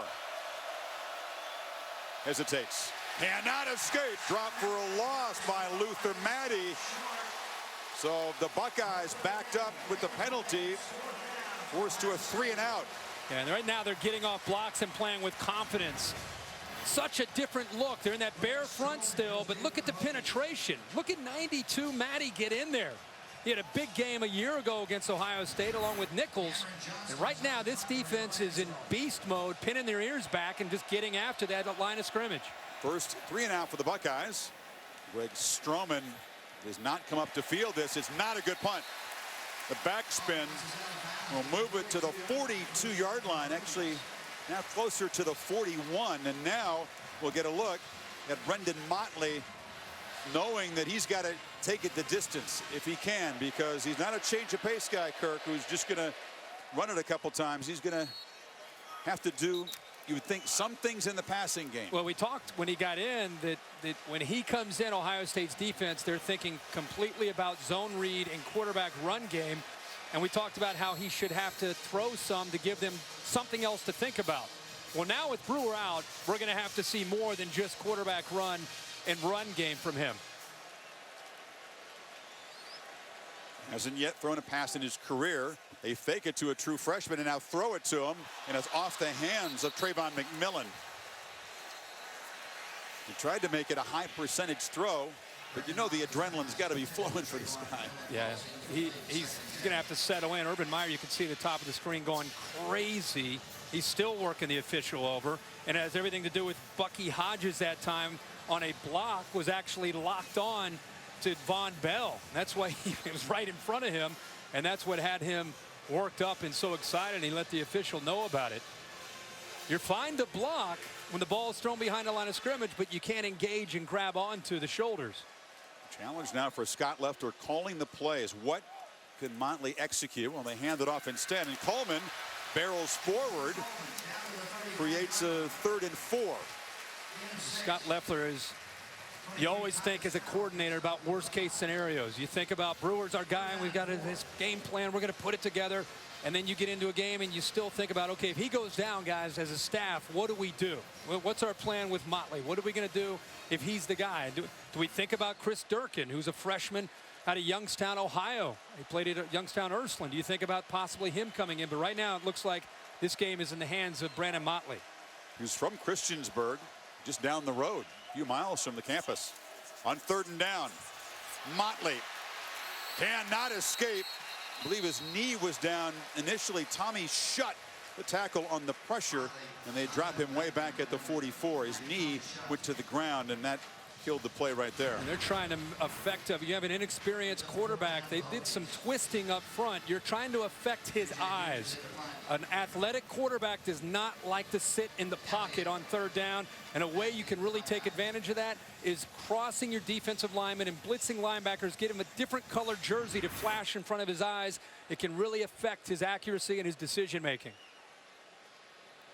Tyquan Lewis involved in the pressure, so the Hokies unable to cash in on very good field position with the new quarterback. And Hughes will again try to pin the Buckeyes back. Elliott, no fair catch. He hasn't been able to run tonight. He's not going to fair catch. On 6 rushes tonight. He said after the 16. It's like, let me run. The Buckeyes will take over.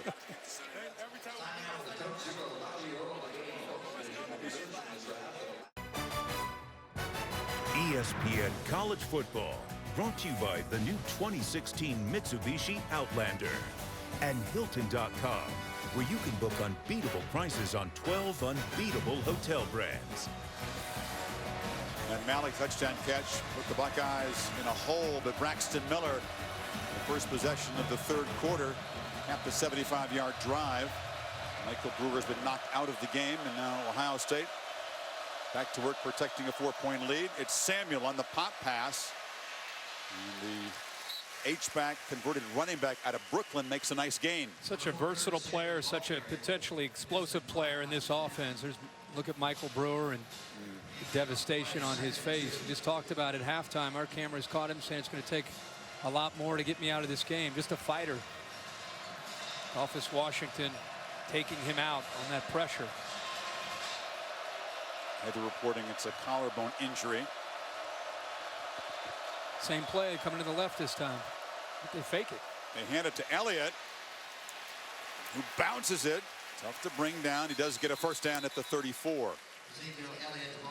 Ohio State giving the exact same look with formation into the boundary with the receivers, and then faking this time that little quick little pitch to Samuel and try to get anything they can do to give Zeke Elliott a little bit of room to work with. He had the one long run, but he broke a couple arm tackles to get there. It's been a quiet night other than the long run. Elliott's been blocking for Jones. Cardell tried to return the favor, throw a block on the linebacker there. Samuel in motion again. Flag comes down as he picks up 6. Samuel was a brilliant player at Erasmus Hall High School in Brooklyn. Offside. Defense number 37. 5 yards. Still first down.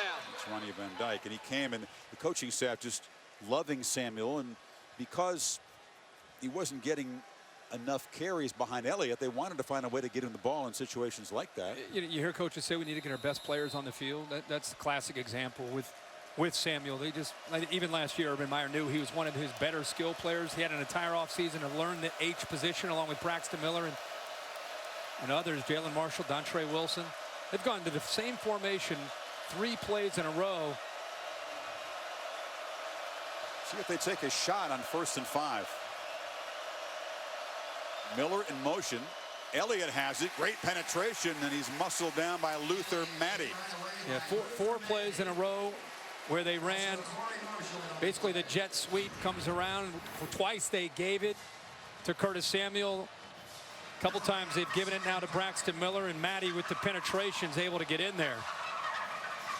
But on 1st and 5, maybe Ed Warden would take a shot downfield. Here's the matchup. Let me see if I can show you here. You've got Braxton Miller where he was earlier, right here matched up one-on-one. There's no safeties behind him.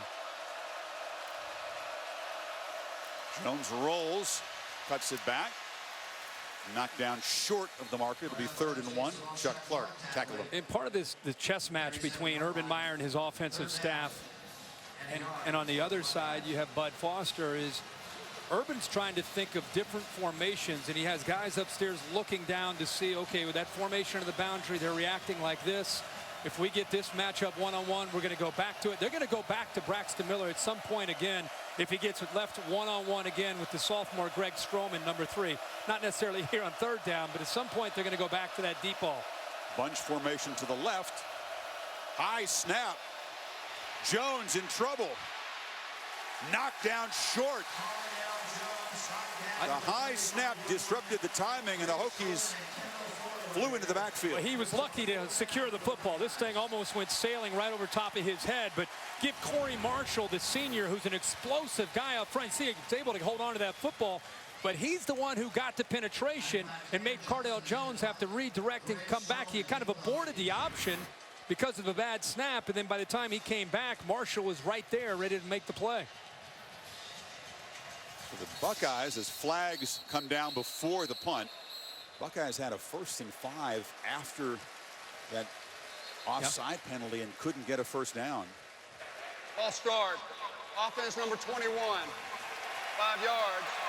Still 4th down. The Chicago Bear defense has gotten so much attention because of what Virginia Tech did to Ohio State a year ago. They're bringing that same defense in tonight. But I'm going to tell you, it's not just the scheme. It's the guys running the scheme. This is a very, very talented front that Virginia Tech has. Johnston Boots it away. It's a good kick, and Stroman backpedals. No fair catch it immediately at the 25-yard line. Harris Campbell, the receiver who just got flagged with a penalty, flew down and made a nice tackle. Trying to make amends there, right? They put starters on their special teams. Look at the penetration there. There's nowhere to go for Cardale Jones.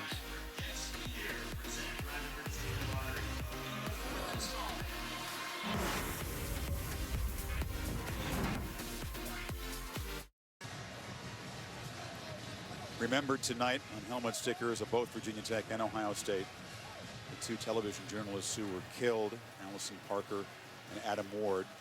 Channel 7 in Roanoke, just down the road from Blacksburg. There was a moment of silence honoring their memory before the game tonight. Hokies take over. Motley delivers a low throw, and it is complete to McMillan. We were talking at the break there, Scott Leffler, and all of a sudden Brewer's out, and you got Motley, who's not necessarily a proven passer, and Leffler, I think, has to change completely his game plan because Brewer's ability to throw and Motley more of a runner. And I think the passing game changes. You just saw a simple little throw. It's easy reads, it's bootlegs, things that can get him out on the corner where he can dump it out to Sam Rogers and maybe the tight end out in the flat, but keep the read simple and avoid sitting back in that pocket. Has been on the football team for 3 years, but had one completion in his career before this year. Coleman darts back, ran into a blocker, but picks up a gain that's a yard short of the marker at the 34. And Third down. the blocker was his quarterback, Brandon Motley. So you appreciate that. Watch Motley, after he hands it off, the ball bounces back. He's carrying out a fake, and he says, oh, let me try to help you out and get somebody. He tries. He does hit Von Bell. Yeah, I'm not going to hit Lee, but I'll go get the safety. Third down. They'll move the chains. He locked into Von Bell there, but imagine, Kirk, what's going through his head. He knew in the game plan that he could come in as a change of pace guy, but he never obviously expected this. And here's the defending champs, #1 team. I think you're always thinking about, and if you're doing it the right way as a staff, you're always thinking about you're a play away. And mentally, even though you're not the starter, you've got to act like you're a starter in your preparation. Motley again. Off his back foot, throws it out there. Well defended. A flag came in. That was Conley in the area against Bucky Hodges. I think Conley uses his left hand to climb the ladder. Wasn't a lot of contact, but I think he prevented. Pass interference. Defense number 8. He prevented it. Hodges from going up in the air. Watch how he uses his left hand. See how it kind of gets around his shoulder pad.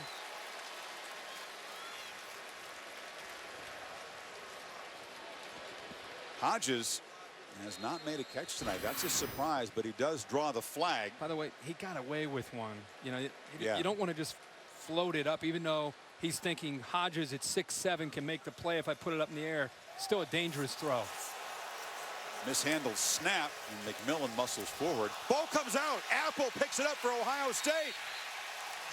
A turnover, the first of the night for Tech. You know, Ohio State defenders ripping at the ball. It looked like Sam Hubbard might have gotten in there and tried to pull it out, and it's going to come down to, was the ball out before his knee touched? Coleman hoping he was down, checking the replay screen right now.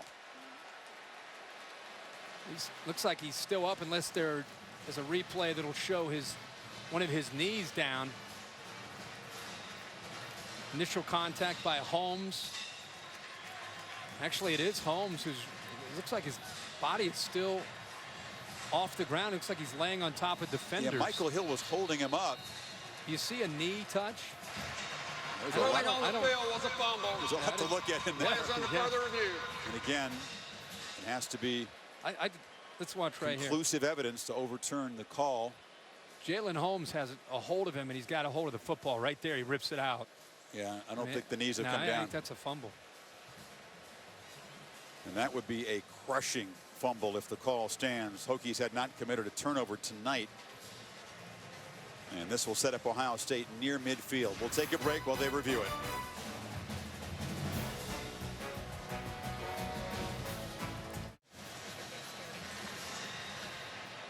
J.C. Coleman.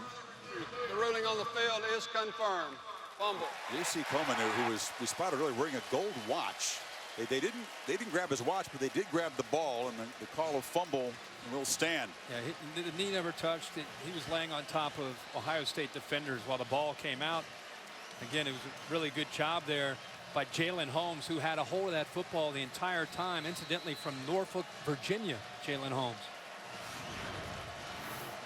He's coming with that goal line. I've seen Reggie Roby used to wear a Timex. Running back wearing watching the game. Most tennis players who wear one get paid for it. Miller in the shotgun. Gets free on the edge. Braxton Miller's loose. Spin move. Miller heading for the end zone.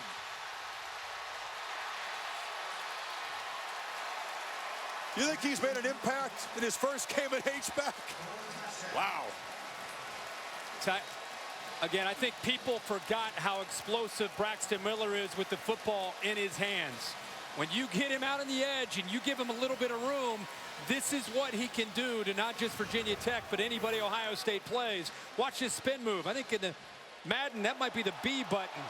That's a nice spin move there. Nobody put a finger on him with that spin move, but a great block by Paris Campbell downfield that gave him the room to get the yards and eventually build up that speed. So Miller has had a pair of 50-yard touchdowns, caught one earlier, then shifts back to his old position at quarterback and runs for a 50-yard touchdown. What did you and I talk about on the way over to the game today? We said with all the talk of Cardale Jones and J.T. Barrett, I have a feeling. I'll give you credit. You said number one tonight. With the ball in his hands, whether it was receiving or just getting out on the edge. I just, 2 years ago, he was at times one of the, that was 2 years ago. He was one of the more explosive players as a quarterback. You knew when he would have a chance to get out and play receiver, he'd be doing some of this. He's beautiful. It's a 360. And he's only going to get better with the more reps that he gets out on the edge. But Urban Meyer, give him and Ed Warner and that offensive staff credit for coming up with ways. They eased him in early in this game, and the more and more he's kind of settled in, the more they've given him a chance to make plays. It'll be very fun throughout the season to see this role evolve. This is only opening night. He's 2 receptions for 78 yards, 5 carries, 58 yards. It's not a bad night. It's been all about explosive plays for this Ohio State offense. Miller, a pair of 50-yard touchdowns. Elliott, the 80-yard run. And the hole just got a lot deeper for the Hokies, who came from 14 down to take the lead. But that was with Brewer at quarterback. Now the totally inexperienced Brendan Motley will have to find a way to bring the Hokies back if he can.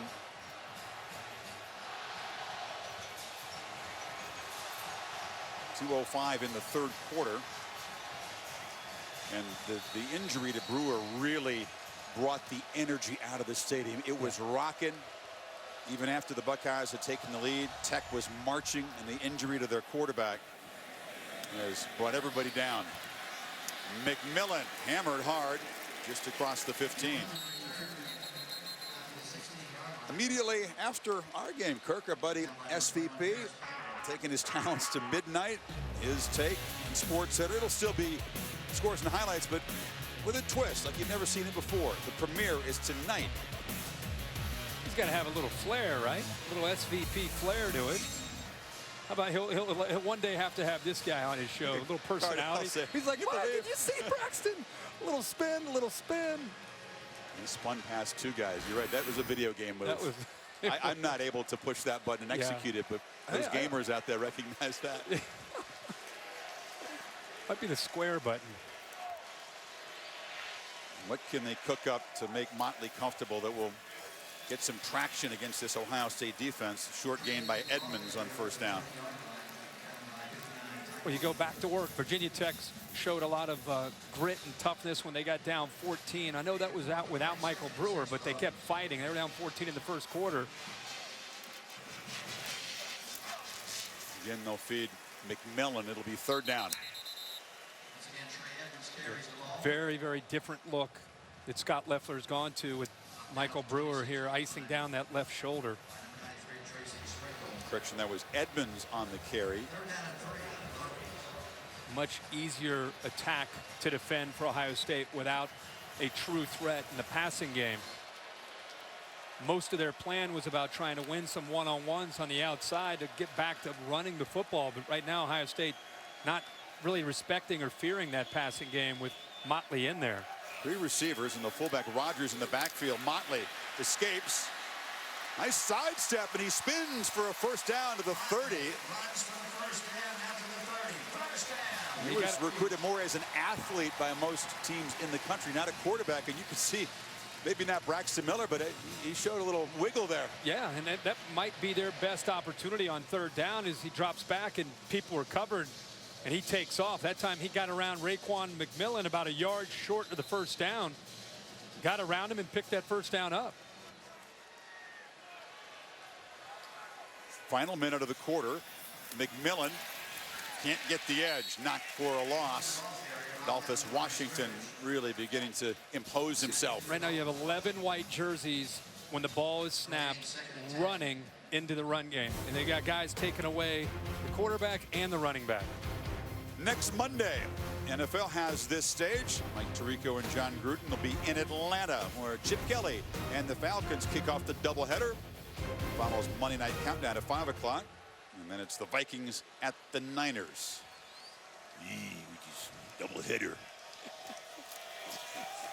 Play action on first down. Motley looking long for Ford into double coverage, and it's picked off. Tyvis Powell came across and grabbed the football. Sam Hubbard, the fill-in for Bosa, pressured the quarterback, and now back-to-back possessions end in turnovers. Tyvis Powell here just plays backyard football. He just sits back and reads this the entire way. Like the call, like the idea to try to take a chance to get the ball thrown downfield. They show cover 2. Powell's here, and he'll work to the middle and then just read the quarterback's eyes and come over and make the play. He'll sink back into coverage. See how he's getting back here? He's getting back. Entire time he just, and by the way, he's got probably the best ball skills of anybody in that secondary. Went up and high pointed that football. Conley right there, stride for stride as well with Ford. They took a shot downfield with the young quarterback, with the Coleman fumble cashed in, and now the interception in the final play of the third quarter. Elliott mishandled the snap, was lucky to come up with it, and dropped for no gain by Van Dyke. So end of the third quarter, and Ohio State scoring 14 points after trailing at halftime, including this filthy spin move by Braxton Miller for a 50-yard touchdown.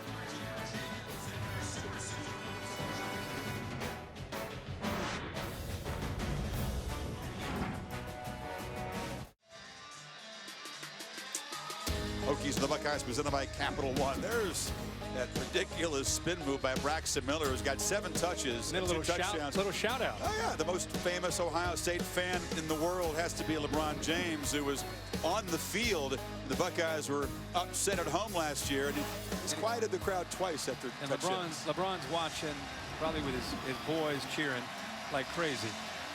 I think all Ohio State fans enjoy not just the impact on the game, but the renaissance, the return of Braxton Miller, who was such a soldier for 3 years in this program and had to sit out the championship year a year ago as this man, Jones, starred. And at the last second, he flips the ball downfield. Johnny Dixon is wide open. He's finally corralled as Dixon had his first career catch. How about this by Jones?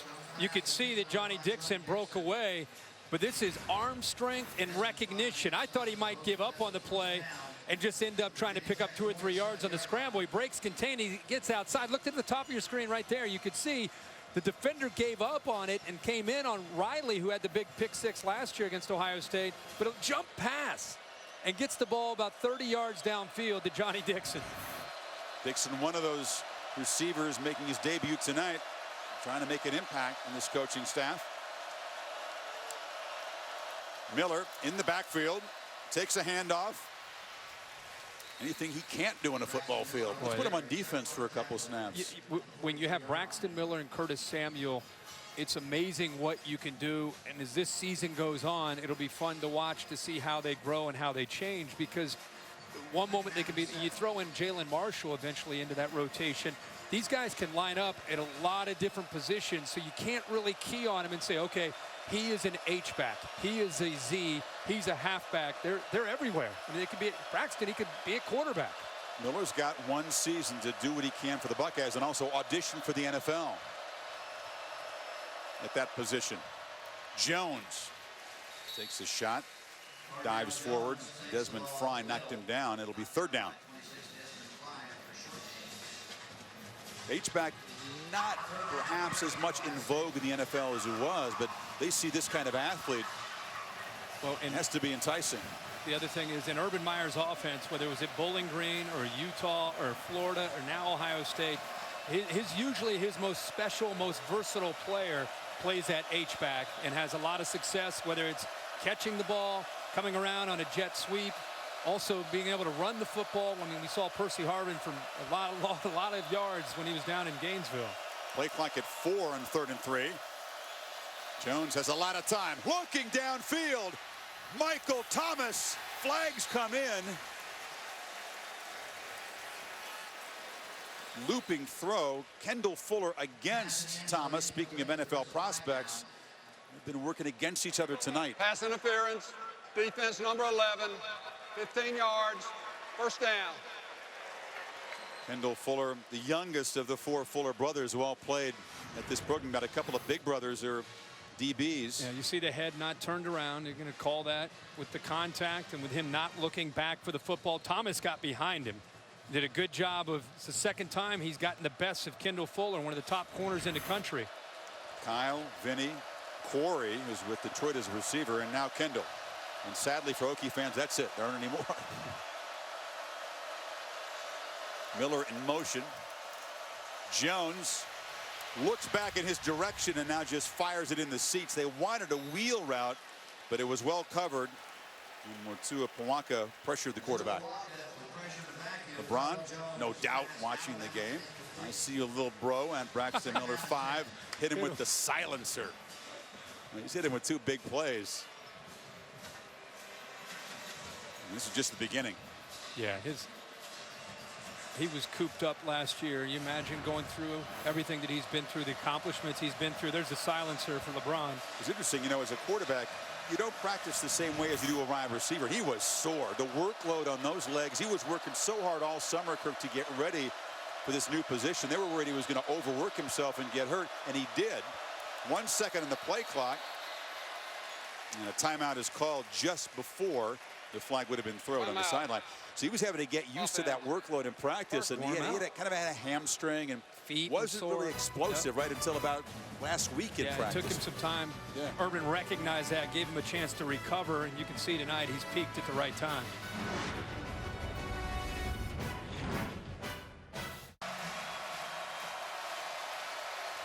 Hokies defense trying to make a last stand here, down 11, desperately need to get the ball back without further damage.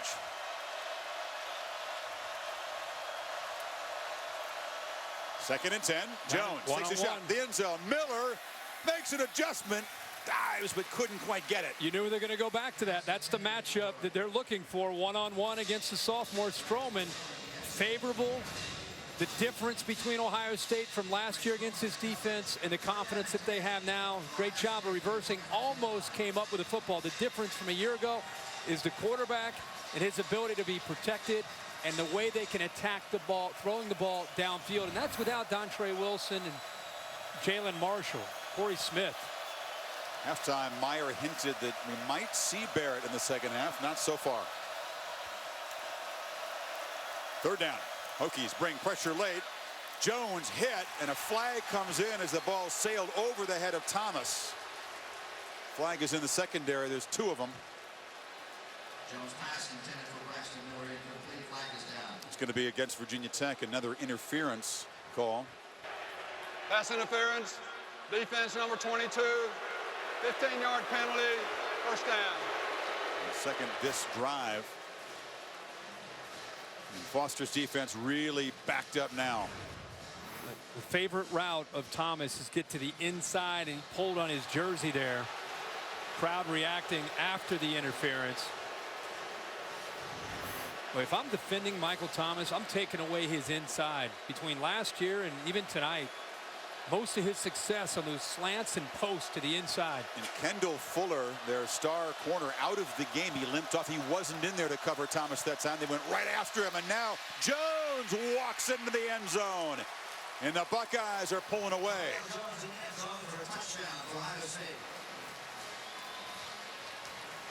Hadn't quite been able to get loose tonight, but this time he's able to find some blocks, and there's a nice crease. And I think Virginia Tech starting to wear down a little bit physically and mentally. There's the right guard, Elfine. Zeke Elliott with a nice block. And because of the formation, once they made those blocks at the line of scrimmage, there's nobody left to stop Jones from going into the end zone. Jones is a passer tonight. 9 of 18, 186, and 2 touchdown passes with the pick. And now has a touchdown run. He's rushed for 99 yards. Well, Kurt, be with you in spirit. We'll be working the U.S. Open final a week from next Saturday. You'll be in East Lansing, Oregon, and Michigan State. Terrific ball game. Well, Ohio State jumped out of the 14-0 lead. Virginia Tech did a terrific job, put 17 on the board in the third quarter. Buckeyes reclaimed the lead to start the half, and then Michael Brewer with a collarbone injury, his non-throwing side goes out, and that really did change things for the worse for the Hokies. And college football is a game of momentum. Ohio State had it early. Virginia Tech able to capitalize on some Ohio State miscues in that second quarter, went in it up at halftime 17-14. But you're right, it was almost some air came out of Lane Stadium when they had that entry from Brewer. And this second half, I think they've only had 26 yards since Michael Brewer's gone out of the lineup. So it's just been a different way of trying to attack, and they don't have actually 20 yards. They don't have that ability to throw the ball downfield, and you take that away against this defense, it's going to hurt you. Of course, we'll wait for the report, the official diagnosis, and the prognosis for Brewer again. He's had pretty interesting journey. Resilience has been part of his college career, finding a home here in Blacksburg. And Asante giving the Hokies ability to kick off.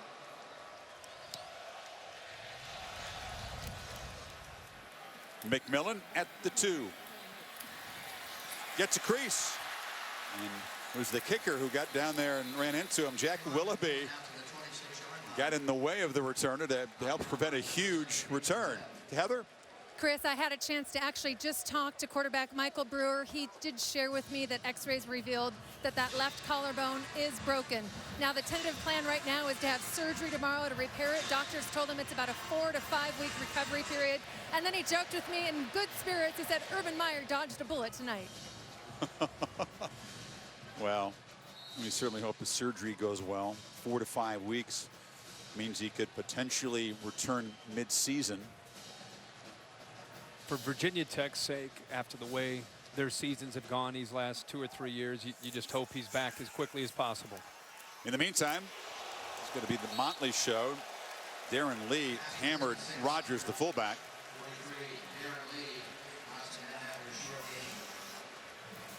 He was the MVP defensively in the Sugar Bowl. I think really the last 3 games, most notably the Alabama game that you just talked about, the Oregon game, I don't know if there's a player that gained more confidence from last year, from the beginning of the year as a first-time starter to the end of the year, than him on the defense. I didn't think he had a very good game against the Hokies a year ago when it was all pretty fast for him, but he's a different player now. Motley shows his escapability, picks his way across the 30. Dante Booker, backup linebacker, stopped him. It'll be 3rd down. So Ohio State defense going back to a couple years ago, Chris, you remember a lot of people questioned Urban Meyer and the defensive scheme. They were a little bit conservative in their approach. Went out in the offseason going into the 2014 National Championship season, decided to become much more aggressive, press man, quarters coverage, in the face of the receivers. And they dictated things a lot more to offenses a year ago, and that, of course, that trend will continue this year. When Motley under pressure flips it short, it's a screen, and Edmonds couldn't come up with it. Well, they emphasized tackling, some new techniques before last year, ended up being perhaps the best tackling team in the country, and it continues to be an emphasis. How would you rate their performance tonight in that department? I think they've been good, but at the same time, I think they've done enough for Luke Fickell to be able to get their attention. You know, they've played well, but they've given up some plays. So I think if you're a highly ranked team, it's nice to be able to win a game. But if you're a coach, secretly, you win the game. And if you have some things where you can go back to the film room and say, you know, hey, guys, it's a great win, but look, we've got a long way to go if you think we're going to become a dominant defense. Hughes. Once it down there, Elliott lets it bounce out of bounds. Will we see JT Barrett? He's been warming up, the helmet is on, and perhaps the man who filled in for Miller, led the Buckeyes to a great regular season last year, will come in.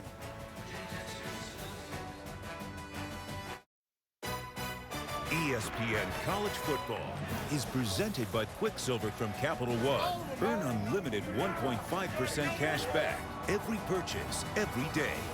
And in part by Buick, proud partner of the NCAA.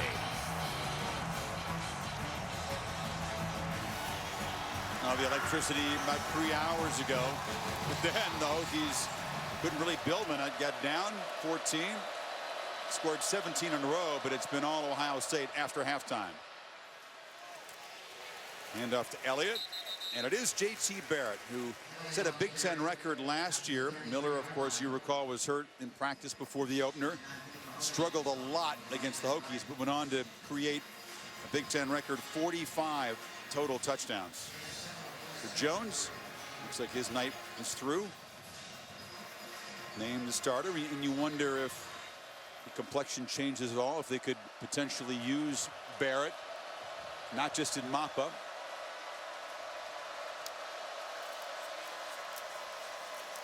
Because there aren't enough talented offensive players in Ohio State. I think Urban Meyer made it pretty clear that once he makes a decision, he's going to go with that guy, and it looks like it's going to be Cardale Jones. This is what you love to see. The guy who lost out, first one to congratulate Cardale Jones on a touchdown, working and talking, communicating with guys, not just kind of sitting to himself. That's not his style. Here's a Harris Campbell after a drop. Look who he's getting talked to, like a coach would talk to him. And that's how his teammates look at him. The first sophomore in the history of over 100 years Ohio State football. The first sophomore captain, and probably will go on to be the only three-time captain at Ohio State. Short gain. But first sophomore captain. Yeah. Think about that. Yeah. There have been some pretty good ones go through Columbus. It tells you what his teammates think about him. You made a point about, do you think he's going to get some opportunities other than mop-up duty? It's so hard to look at the rest of their season and know, but Urban Meyer has made it clear that he's going to pick a guy, and he doesn't want him looking over his shoulder. Right. He's going to pick a guy, and we're going with you. And that's the decision that he's made, and JT Barrett has come to grips with that. Still has a role on this team. Absolutely. Leadership role that is heavily valued by Meyer. And there's a role as a ball carrier. Barrett looking for the corner. Makes a huge play. And see, Cardale Jones can run the football, but that's probably more of a 10-yard gain or 15-yard gain. And when you put 16 in there with JT Barrett, you've got a little bit more quickness. See, the entire game, we've seen these outside linebackers, Deion Clark and Van Dyke, they've been kind of baiting and trying to play a cat and mouse game, and it's been pretty effective against Jones. Here, you got a guy that's attacking downhill, running option football, and he goes down and picks up huge yards. It's a 40-yard run, yet another explosive play for this Ohio State offense. Barrett looks to throw, and wide open for a touchdown is Michael Thomas. Ohio State pouring it on. You know, Michael Thomas had a lot of energy about him leading into this week, not just the start of the season, but the matchup against Kendall Fuller. If LeBron's still watching this, you're going to get another tweet. Watch this move by Thomas. Little shake and go. And that's one of the top corners in the country. He went right by him. That's not just, you're just kind of giving a guy a little bit. This is a great little stop and go. And he made Fuller hesitate enough where he just buckled him, and he went right by him. Kendall will hear about that one from his big brothers in the NFL. Go check the tweet there. Well, we'll get it. Offside. Defense number 90. That penalty will be declined. The point is good. This backup quarterback for Ohio State tonight's pretty good too, Kurt. He's not a bad. 75 yards in 5 plays. A 40-yard run by Barrett sets up the touchdown pass to Thomas.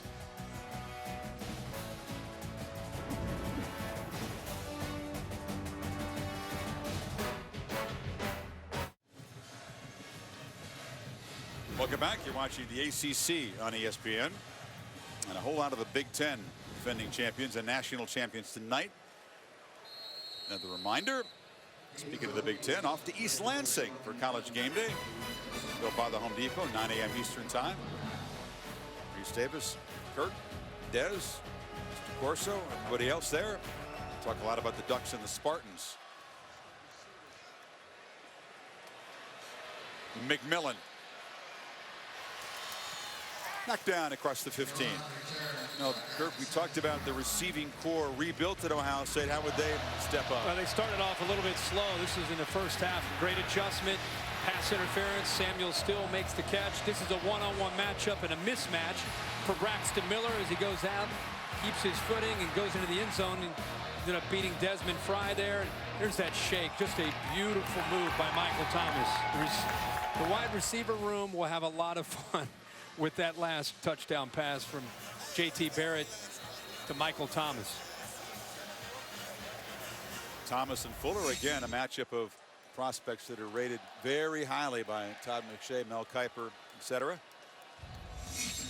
Samuel and Miller, of course, are H-backs, not what you'd call a traditional receiver. And as Motley scrambles across the 30 for a first down.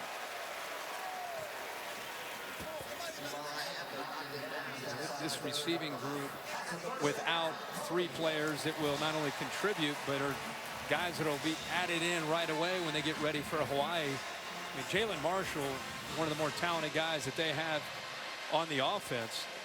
Dontre Wilson, Corey Smith. I mean, like we said earlier, you add those 3 to what you're seeing tonight. Doesn't really feel like there's a shortage of athletes on the field tonight for Ohio State on offense. No. Motley over the middle, delivers a throw right at midfield, incomplete. Trying to get the ball to Bucky Hodges, who has not been a factor tonight. The Buckeyes have taken away the talented tight end. Yeah, that's true. And start to look at the bigger, even the bigger picture, Chris, their schedule. The FBI has them, what, at 95% favored in almost every game they play until they get to Michigan State. Right. Now as our friend Lee Corso likes to say, you practice against perfection. That's what Ohio State's going to be doing for the next 10 weeks, 9 weeks. Low snap, and that play's going nowhere. Edmonds just smothered by Cam Williams. The FBI has been a very reliable predictor of the outcome of games, if you believe the folks who program it. This was deemed their danger game. Only an 80% probability. Look at the 3 other non-conference games, and then the Big Ten schedule opens up with games that they'll be heavily favored to win. That's a double-digit favorite in all those games. And then Michigan State in the Horseshoe, November 21st, will be a game worth watching. When you're favored like that and you have a committee watching and you have critics that'll say, look at that schedule, look how easy it is. But if you go out and dominate that schedule, there's really nothing anybody can say.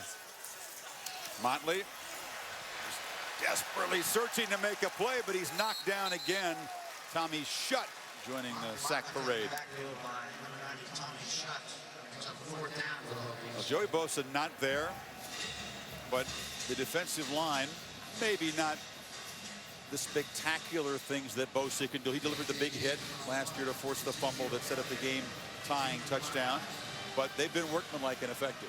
They have. That time Tommy Shutt, because of the coverage downfield, was able to get in there, and they're asking Tommy Shutt to have a big senior year. He came in as a highly decorated high school player and hasn't quite lived up to that billing.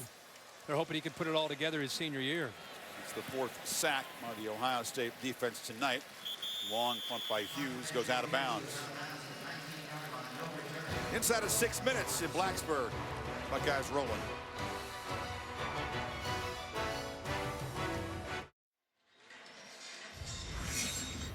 Kirk, you know who's turning big 5-0 this year? Yeah. Brutus, his 50th birthday. I tell you one thing. The original Lee Corso mascot selection. With your wife Allison playing an important role as an ex-cheerleader there. Yeah, the first time she asked, they said no. She asked again. Corso asked to go back again, second time, and somehow it got done. They pitch it to Samuel on the edge. Brutus, by the way, getting a workout tonight with all the push-ups, and he's got, you notice there, he had to take off his oversized championship ring, which he's been sporting. You know, that's not a scholarship position. You get your books paid for, but not a scholarship position. That surprised me. About, I think, 4 or 5 students that rotate around and take turns being Brutus. Happy 50th birthday. Briante Dunn in the game now, and he takes a handoff, and yet another talented skill player. Was he down? The ball comes out, but a whistle. Luke Reynolds, the freshman corner, recovered it. Runner was down before the fumble. They're probably going to take a peek at that just to be sure. I thought the ball may have popped out at the contact rate before his knee touched. Yeah, he's not even close. Yeah, it's a fumble. I thought it might have not been a even fumble. close, and there was a immediate recovery by the Hokies. Urban Meyer trying to play fast, but he can't beat the replay official. Beamer is furious. Whirling on the field was a fumble. The play is under further review. I think Urban was trying to beat the replay, and Beamer lost his headset. He was out in the field trying to make sure officials checked it out. I don't know if because he was so low they got confused, but right at contact, I mean, the ball's out. And like you said, there's immediate recovery from Virginia Tech.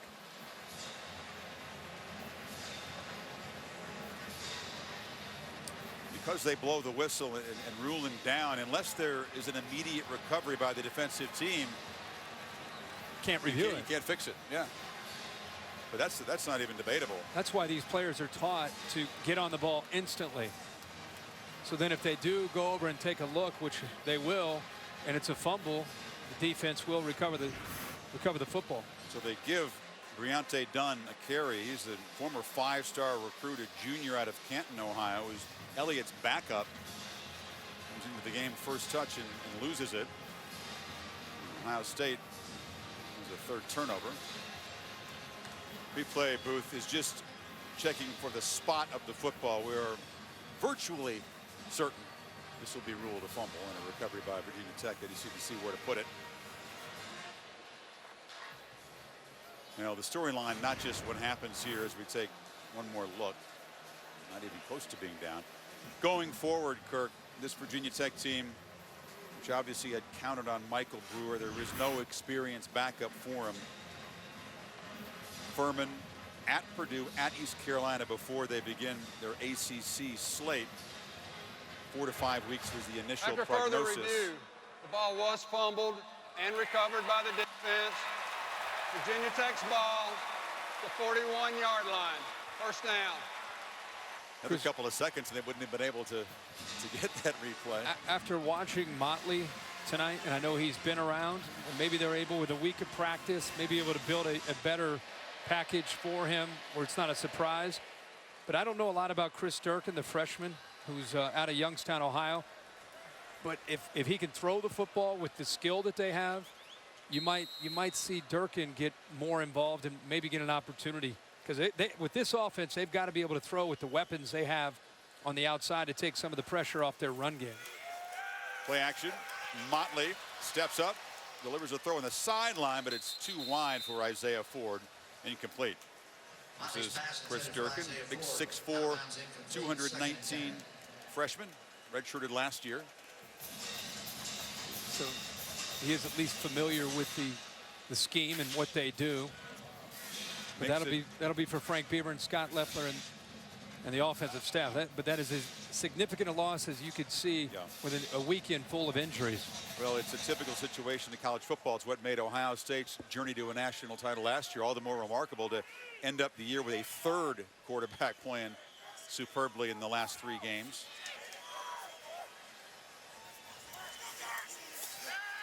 Motley again, Fires over the middle to Sam Rogers, and the fullback makes the catch for a first down inside the 30.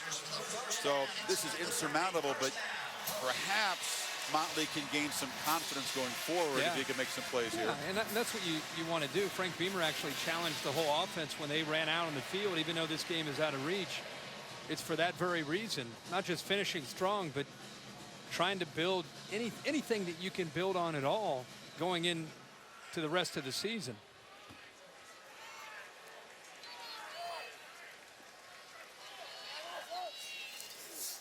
McMillan. Hammered down. Damon Webb, the backup corner, was there. I think Urban Meyer will be happy about, along with Luke Fickell, Chris Ash, is to be able to build a lead in week 1 gives you a chance to get game snaps for that next unit. And that may not seem like that big a deal, but any kind of game reps you can receive just helps you that next time you go out there, and maybe it's they're through an injury, maybe you're asked to play in the first or second quarter in a meaningful snaps. McMillan again. And Ohio State, which opened with a road game, a true road game for the first time since '98. Typically they'll open up against Navy or a MAC team, a very tough opener in a hostile house, but this team with a mature attitude that told Meyer, don't worry about revenge and payback as motives. We're self-motivated and obviously extremely talented. 10 of the top 150 draft prospects, according to Todd McShay, 10 on this team. And one notable guy wasn't even here tonight in Bosa. McMillan will move the chains again, first down at the 18. We're counting down to the debut of SVP on SportsCenter. The premiere of his new nightly program, scores, highlights, and the unique SVP spin right after the game. For this take on Matt Harvey, Dan Patrick is a studio guest back in the mothership. Enjoy that tonight. And first down, and feed Edmonds short gain. Incredible to think that Virginia Tech had a 17-14 halftime lead in this game.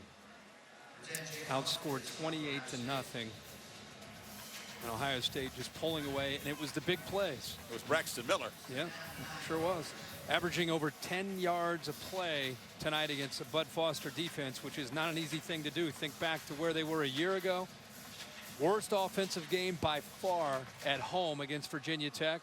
That scheme caused fits for them and what they tried to do.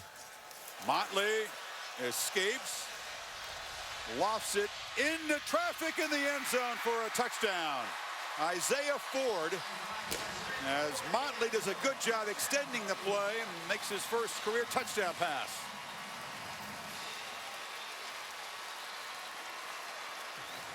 Again, you love to see the fight. You love to see Motley here show what he can do. Good effort to get outside of Chris Worley and break contain. And once he gets outside of there, now he's just buying time and trying to wait for one of his receivers to break free. And the Ohio State, the backup secondary, you see their eyes looking in the backfield, watching him, and losing the receiver who was able to work to an open area behind them.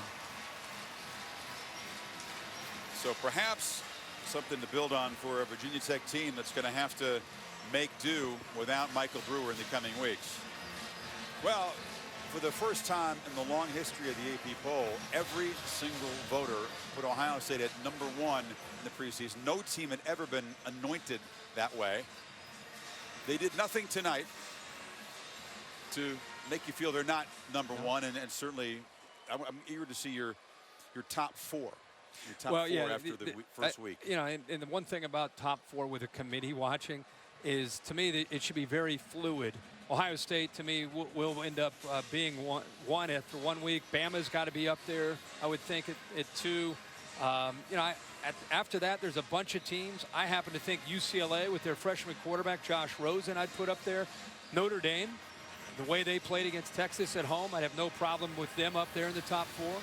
So those would be some with You know, you have TCU, of course, Baylor and others that could be considered. Did you drop TCU out? Did you have them in the top four before the Minnesota game? No, I kind of start fresh. I mean, they ask you to do a preseason poll of the teams you think will finish in the 4. Okay. But to me, I like to just watch the first week and then just start assessing what you actually see as opposed to reading for an entire 3 months. Now let's go by what you saw in the first week. Everybody's even. Who looked the best, no matter who you're playing? It's so tempting to draw conclusions so early in the season, and often it's just proven to be wrong.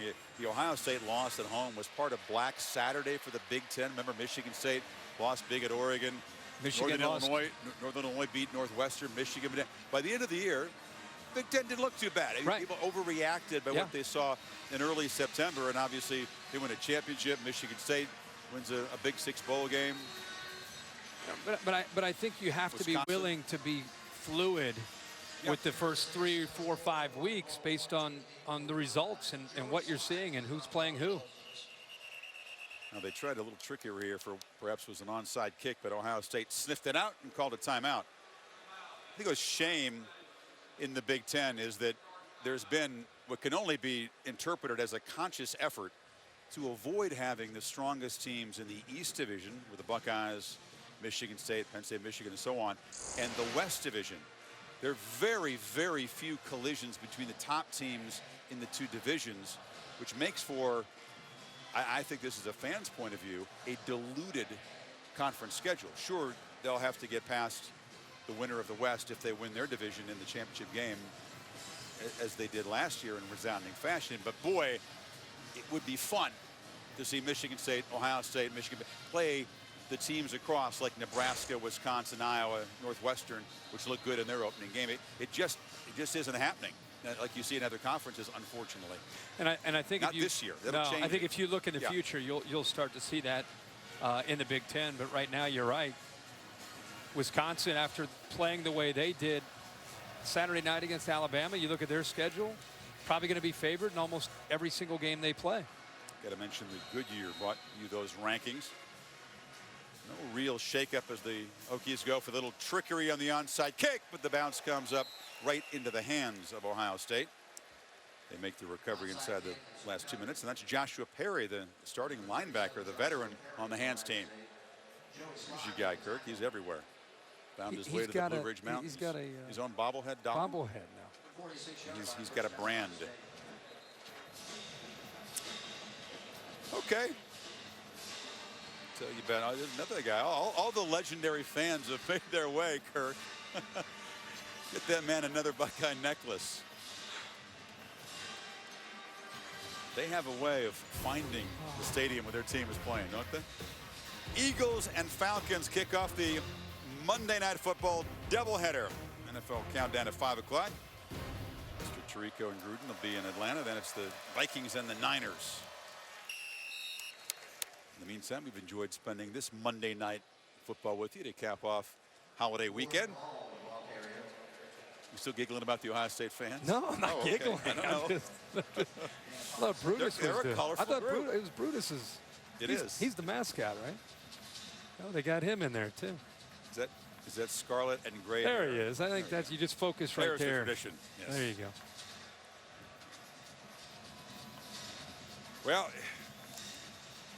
the big question coming in: who would it be, Jones or Barrett? Was Jones early? Played pretty well, ran it a lot. Barrett off the bench here showed his skills with a long run and a touchdown pass. And then their former quarterback, Braxton Miller, made 2 monster plays. Your assessment of number 12 tonight? Yeah, it's probably not the dominant performance he had hoped to have, but I think he made some good decisions. He struggled there in the second quarter, but then he started to find some matchups. He was able to come up with big plays. I mean, he hit Samuel, found Braxton Miller, and then found his own way to be able to get into the end zone for a touchdown. But it's a starting point for him. The talk about he or J.T. Barrett, how's it going to go, all that now is behind not just him, but also J.T. Barrett. Now he can just focus on he's the quarterback. He's the guy they're going to go with for now and just continue to be the leader that he can be, the best leader he can be for the team. Ball in the game and he spins for a gain, and that'll add to their offensive total before that snap of 567 yards. And I think the other thing you'll see is as the season goes on, you'll get back to seeing that when the receivers all come back, Zeke Elliott a much bigger part of the offense to complement the vertical passing game of Cardale Jones. I think you'll see that grow as the year goes on. So the Hokies went to Columbus and spoiled the Buckeyes home opener a year ago. Ohio State rolls into Blacksburg. Didn't want to call it payback or revenge. Just call it an emphatic statement. 42-24 for Meyer's #1 ranked team. Sports Hitter coming up next from the studio with Scott Van Pelt. So long for now from Blacksburg.